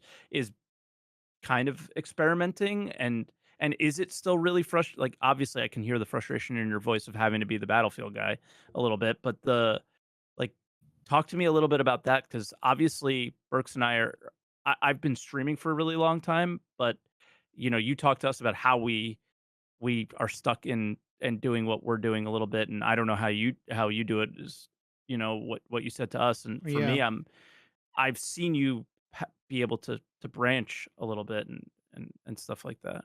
It's it's hard to do variety content Yeah. because it's much easier to become the biggest dude in your field or a recognizable character in like your one field. Yep. And personally, I am I've got like this weird thing of like ADD where like I'll stick with something and get super focused on it and then I'll be done with it forever. And Mm. that's like what my brain naturally likes to do. So with Battlefield, it was easy to get into Battlefield 3 and just be like, here's all the weapon stats and here's the best guns to use. And then like by the time BF4 rolled around, I was like, oh, this is kind of just like what I did before. I wanted to pivot at that point, you know, but Yeah. from a business standpoint, like I couldn't ignore the growth, Yep. right? Like, and it's not to say that I didn't like Battlefield. It's just like we jokingly called Battlefield 4 Battlefield 3.5 because it was the Mm. same game with like some small updates too. I mean, you know, it really was. It wasn't that big of a departure. So I was like, oh, okay, it's not like Battlefield 1 level of exciting departure. It was just like, here's the next version of the same thing. Um, Variety content is like from a business standpoint, it is hard to argue for it. unless you've got this crazy personality and people are coming to see you for your personality or your amazing edits and your way to make whatever content you're showing funny and entertaining, and people are just like, I want to see this guy's take on that game because I love this guy. If you're that guy, then fantastic. I wish I was that guy. I'm not that guy. Like, I get it. Review content, gaming review content, overview stuff is just not quite what it used to be. People want to see live plays and stuff, and I don't mind doing that, but I really do like talking about stuff and breaking it down and being analytical. I think in my core, I'm like a review guy. Like, I could be a movie critic, and like I would be very happy with that job. You know, I could just like watch movies and like break them down, and like I like doing that with games, and that content has become less popular. I think people like to just see the gameplay, and like the guys who do it the best are very meticulous about it and they make it seem natural, but it's all planned out where they're like, I know exactly, here's the like 5 things that I have to show that are going to be most interesting.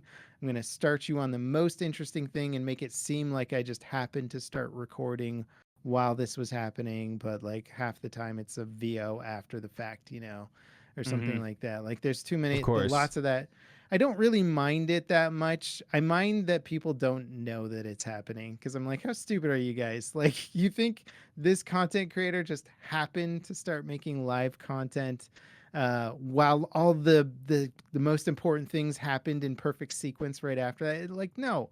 Like, he played it 5 times, took the best edit, and then did a natural-ish VO to it, you know? And that's like most content you're watching, but as a content creator, it's frustrating to watch it and be like, how do people not get that like this is going on? But anyway, it has been hard to transition into more variety content. My content is pretty much all structured around first person shooter stuff.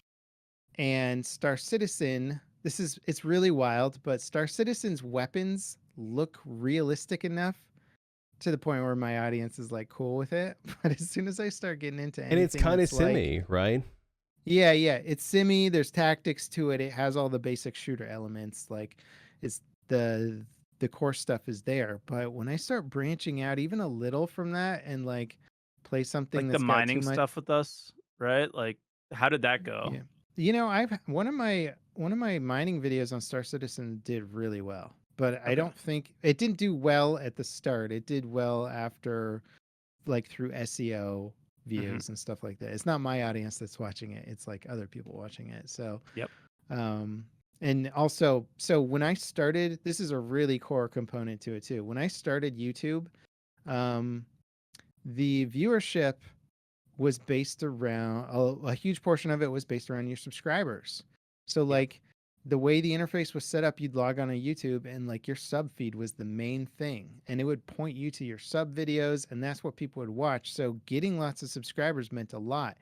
I could pull in my audience to a game that they maybe weren't going to click on normally much more frequently. And I would get a lot of comments being like, I don't want to watch this or something. And then I'd listen to them and not post that again. But at least the initial video on it wouldn't like tank horribly. Like, my audience would mostly come along for the ride and be like, okay, yeah, I'll check out LevelCap's take on this new game or whatever. That's why I asked you this question, actually. Because when you look back at your older videos, all the variety stuff had very similar views to your regular stuff. So it wasn't a big what has happened, separation. and this isn't like a secret. This is very like well known within anybody who follows algorithm tech. TikTok ruined the game for the way that I like to build content, and honestly, I think a very healthy way of supporting content creators is that the TikTok algorithm was very attractive for attracting people to the platform, because it was like, it would, instead of showing you your sub feed and the people that you normally watch, it would build your profile on what kind of content you watch, and then just try and inject the most algorithmy optimized video for what's going to catch your interest, whether or not you're subscribed to that person or not. So it was very good for showing how quickly people could build their profile on there and get tons of subs and followers. but the value of those followers and subs was like so much less than on other platforms. They're So you're not like, oh, community focused I at got a all. million followers, but they're not going to see your next video if it doesn't meet their algorithm standard for what you normally like to watch. So most of building my YouTube channel was based around the legacy algorithm of like, if somebody subscribes to you, then we will make sure that they at least see your next post. Whether or not they click on it is up to them, but at least they're going to see it. Now, if I like I it sucks because I made a video on Hawked the other day, which is kind of like a extraction version of Fortnite. It looks decent in my opinion. I think it's gonna be decent. I know it's not really what my audience wants because they're not cartoon shooters, you know. They're like, we want milsim shooters, and if you go cartoon, we don't like it. I knew they weren't gonna watch it as much, but like my view consistency now is so all over the map. I made a video less than a month ago that I think is about to top 1 million views. My Hawked video is like at 16K. Probably gonna die before it gets to 20K. Like, it is all over the map, and it's because they've made subscribers almost meaningless. And I'm not saying that my fans are worthless or meaningless. It does count for something. But the way that it used to work was like, hey, I like this person. I want to subscribe to them. I like their content. And now YouTube is like, no, the TikTok thing works better for viewer retention according to our data or whatever. So instead of watching the people that you subscribe to, we're going to put that sub feed further down, and you're going to have to kind of go out of your way to make sure you get your sub content. Instead, we're going to put right in front of your face the most algorithmy content ever. And the problem with that is it doesn't allow people to experiment as much with their content, and they have to just make content that's built for the fucking algorithm. And it is creatively a nightmare.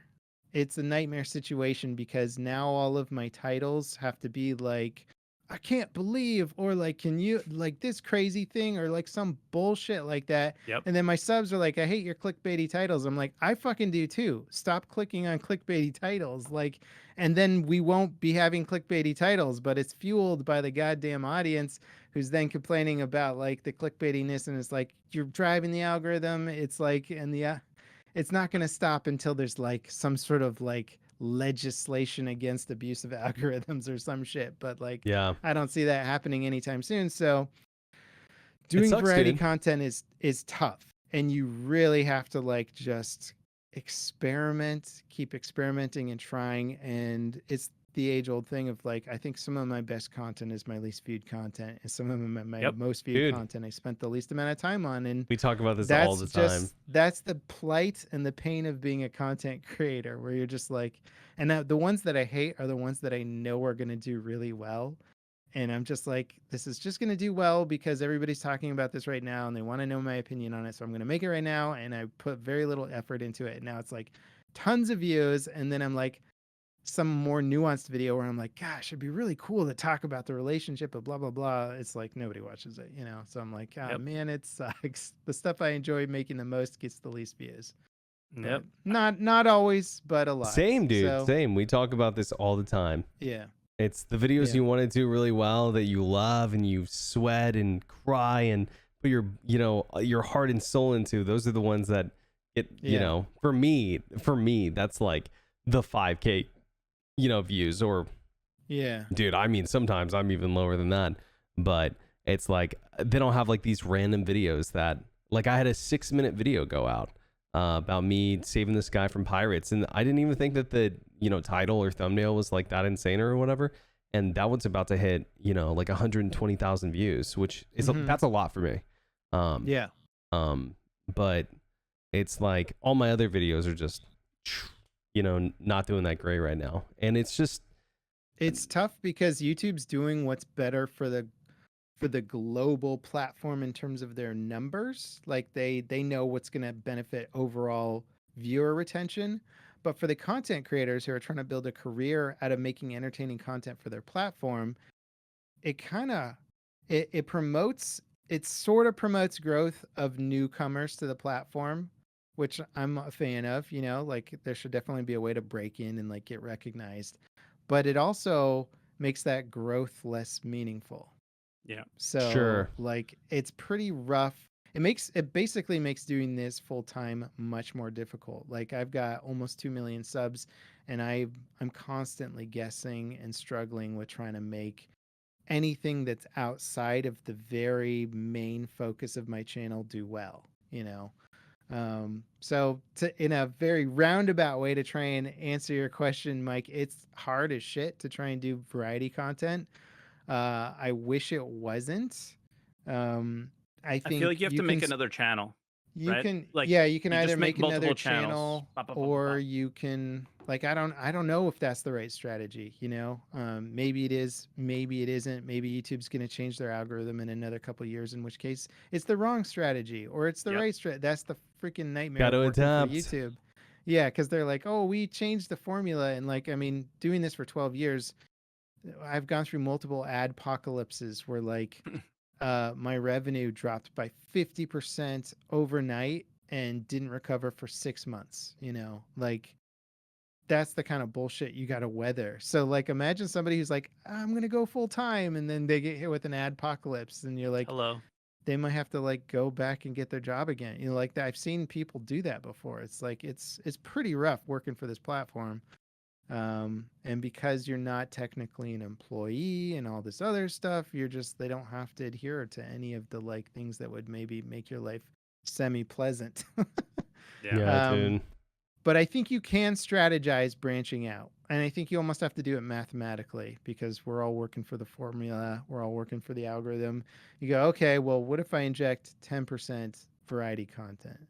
Yep. Okay, it's doing a little better. What if I up that to 20%? What if my variety content only still falls within space concepts? What if my variety content falls within the FPS realm of or mining or whatever genre? Like you kind of have to strategize with it a bit more as opposed to like, what if I just do variety and hope that it works? I mean, if you're this crazy controversial personality, probably, but if that's not I've the main seen draw, success on Twitch with it, but not yeah. on. I haven't even tried on YouTube. Twitch is so really. much more personality driven though. And I Yeah. think that's why. Because when you watch a Twitch streamer, it's either super skill based where you're like, I'm watching It's this guy because Shroud. he's like Yeah. Shroud or whatever. And you know, the Shroud's entertaining, but he's not like Dr. Disrespect entertaining, right?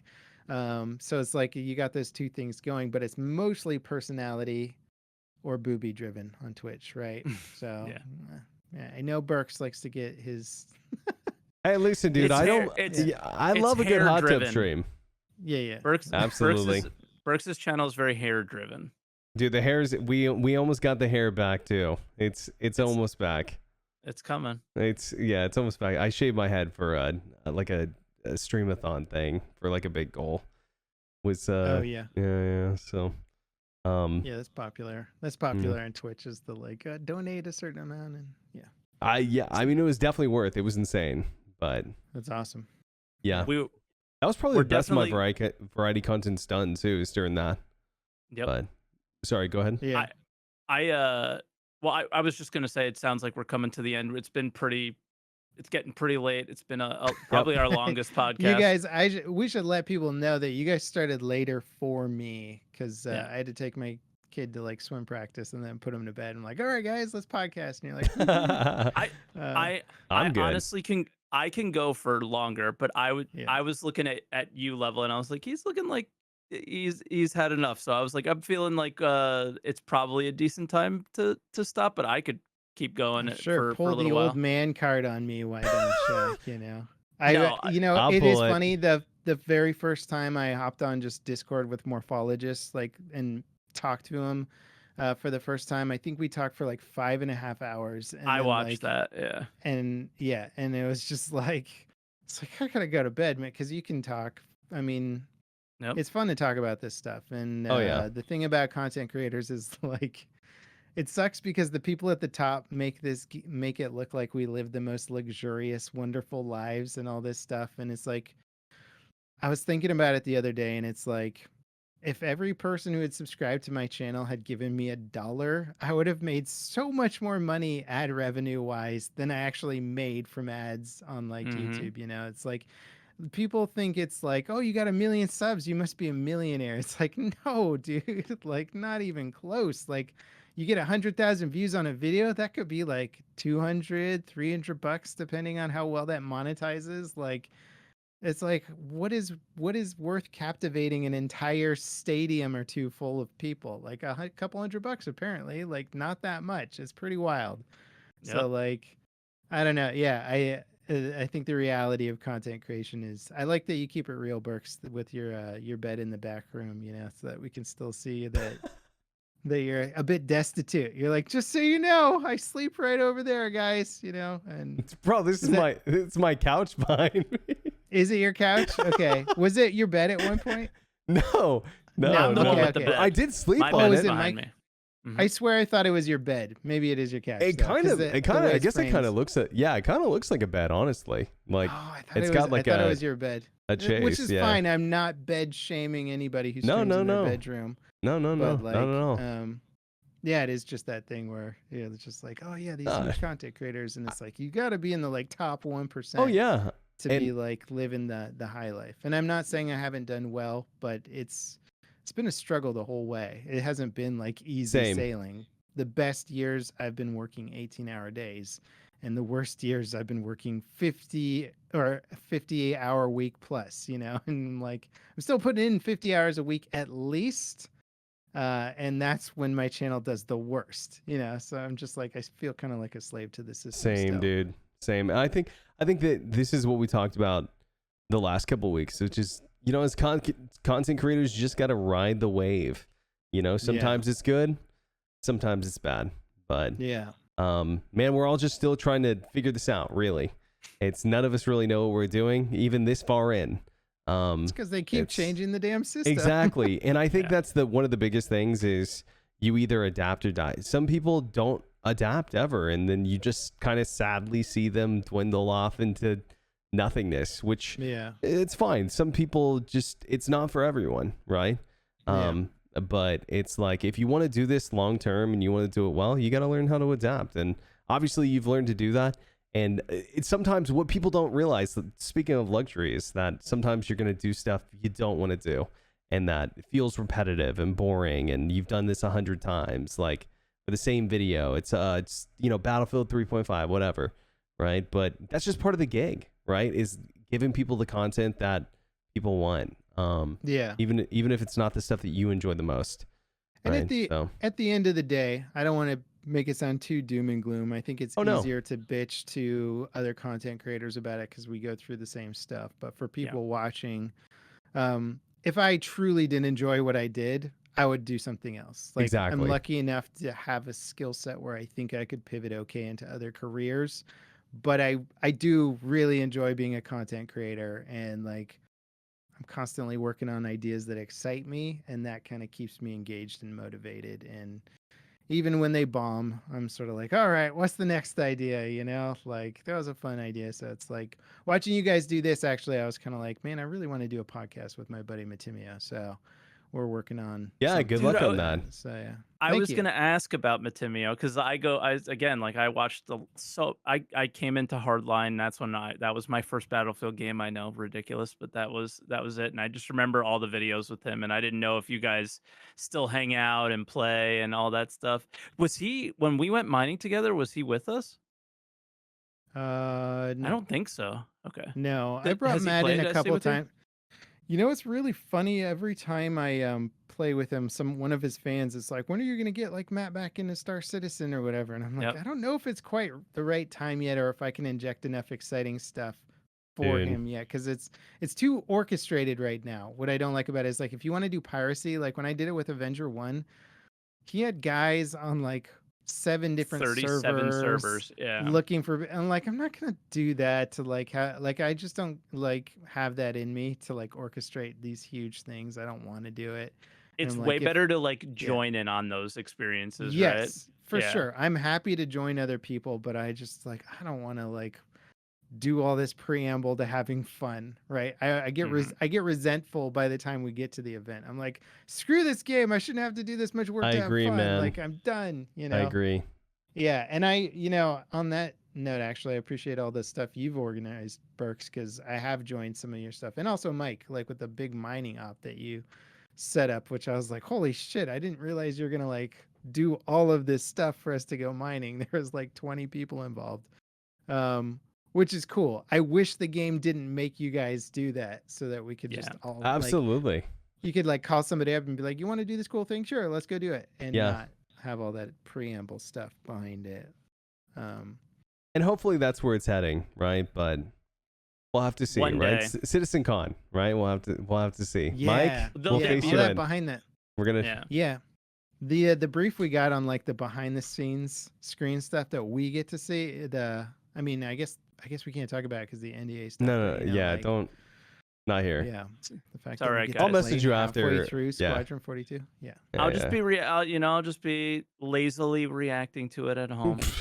No big deal. Yeah. It'll be great. Bro, nobody is gonna be streaming this thing but you. Your numbers are gonna be like gonna be at like 10K, bro.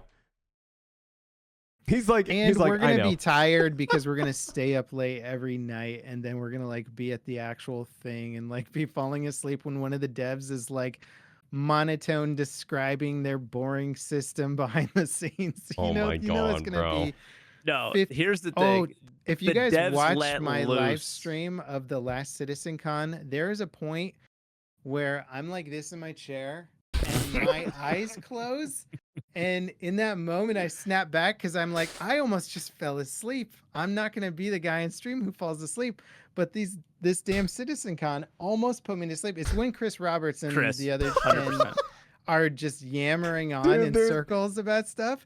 And I'm just like, okay. Bro, they were so proud of that too. Like, I feel bad talking about this. Listen, we're past, if you guys don't realize, we're past the 3-hour mark in the podcast. Only the real OGs are going to be listening at this point.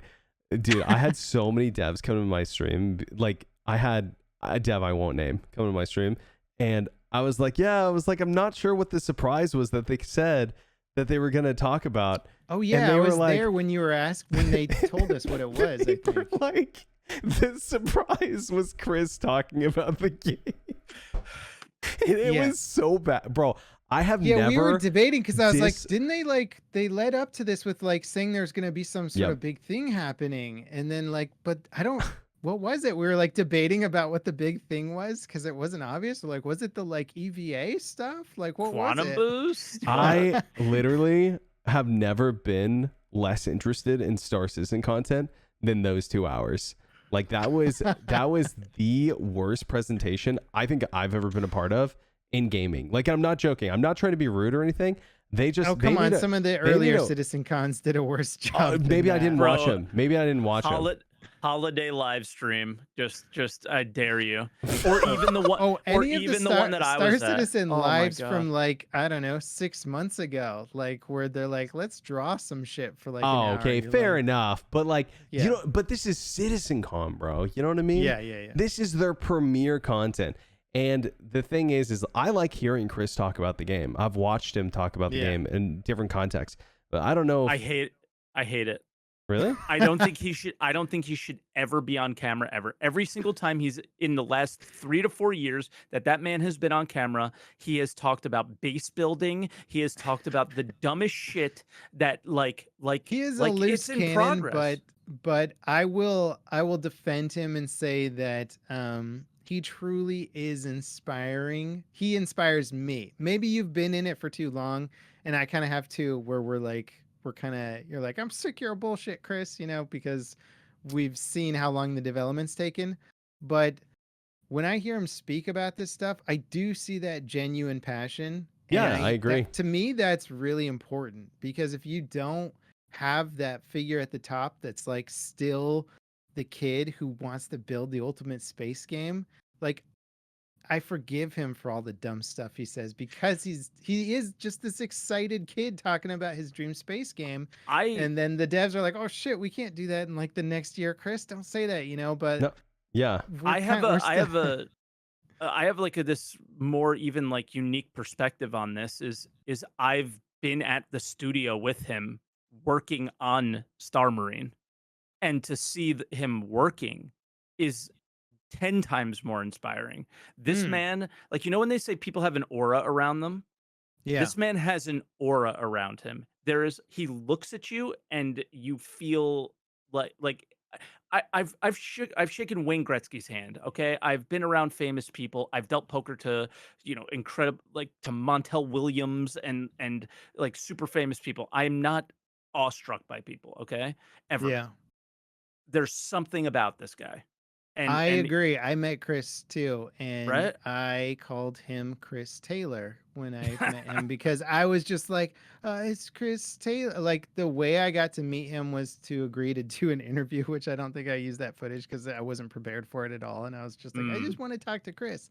Um, and I called him Chris Taylor, who's also another game developer. He's the guy who made Total Annihilation and Supreme Commander, and for whatever his name was in my head, and he was really cool. He's like, I'm actually Chris Roberts, but I do know Chris Taylor. He's a great game developer and stuff. And I was just like, oh, what a cool dude, man. Like I just fumbled his name, and he was he like rolled with it. super cool about it. And I was like, and like just the whole time talking to him, I didn't use the footage because I was so bad in the interview, and Chris was like on point, and I was like, this is garbage, I can't post this is too embarrassing, so it's on like one of those little it was so long ago, it was on a tape. It was back when camcorders were like, there was still a debate in switching over from the little what the hell were they called, like DV something tapes. Yeah, they were like the little CD inside. No, kind of. I think it was spool. I think it was actually a spool, but that wasn't that long ago. It's kind of wild, but I'm definitely dating myself. Yeah. It was you remember the event where they announced the winner of the community developed spaceship contest, and it was the Redeemer, right? Mm-hmm. Yeah. They was there. It was some event in LA, and somehow I got invited, and I went and that's cool. But that was a long time ago. Yep. Yeah. Mine wasn't too far after that. I was 2016 and they were debuting Star Marine, and somebody said they didn't want to go. And they were like, well, you've done something with us before. Can you sub in like kind of last minute? And I was like, sure.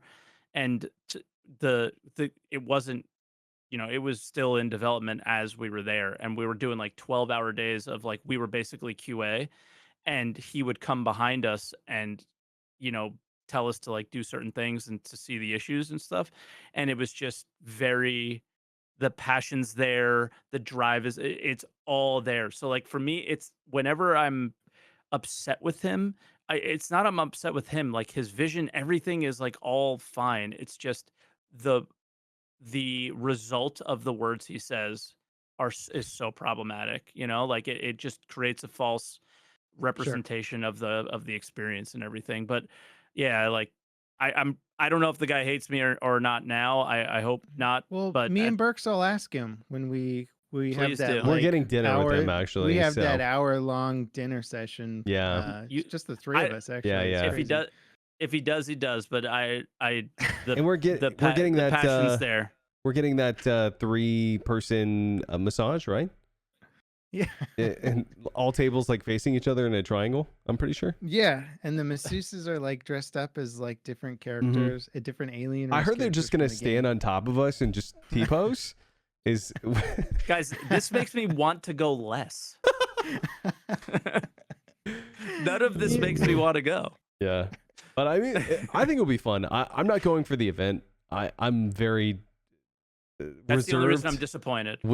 Is like, why I want to see everybody. Yeah. And I had people who were really excited for me to be there, so I felt like I had to go. But man, I don't know. Like, I don't know if I'll go to another one. We'll see. Maybe if the game ever goes live. So never. But that seems to be the way that it makes most sense to have a game con is after there's like a big game completely out. Agree. People play it.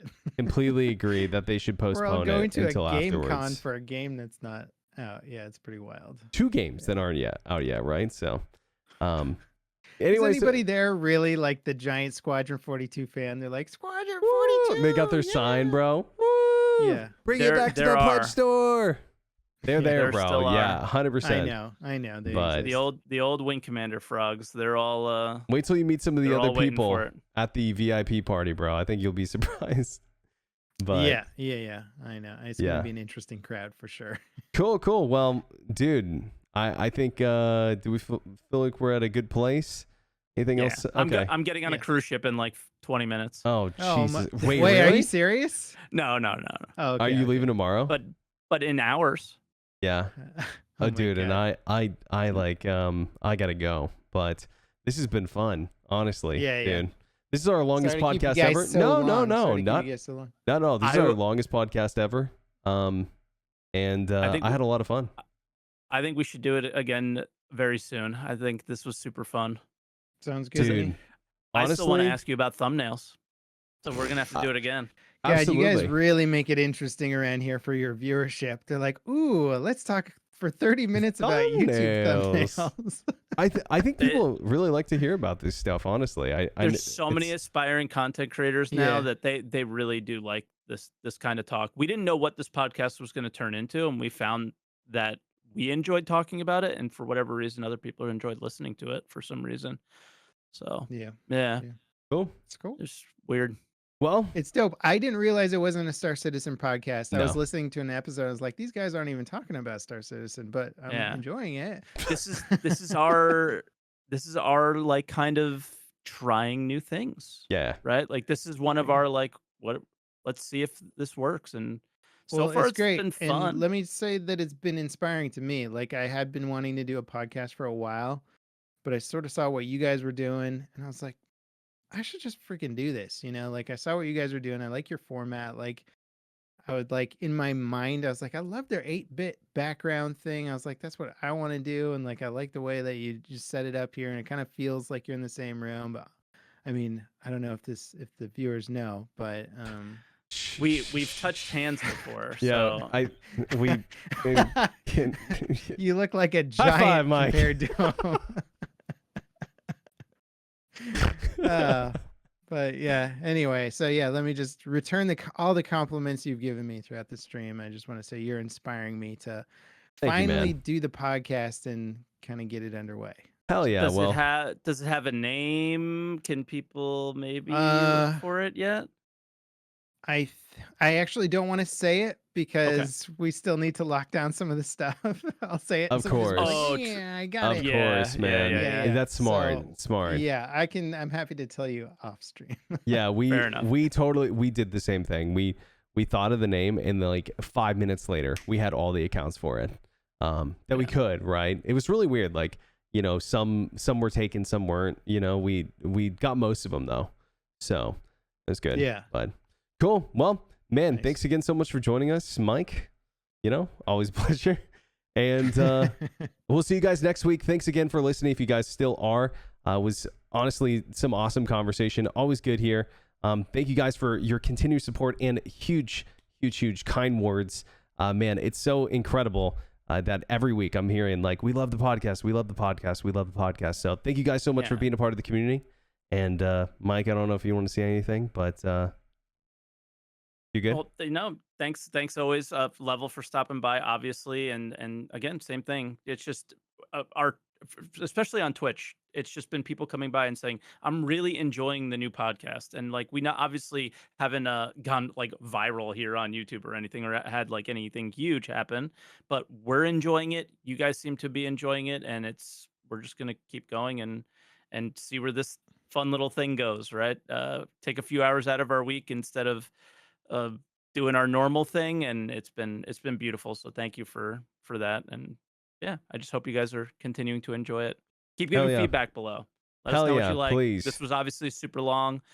We talked a bit about Star Citizen. I don't mind doing that at all. It's just let us know what you like. We're trying to figure it out still. Hell yeah. All right, we'll see you guys next week. Enjoy, and see you next time.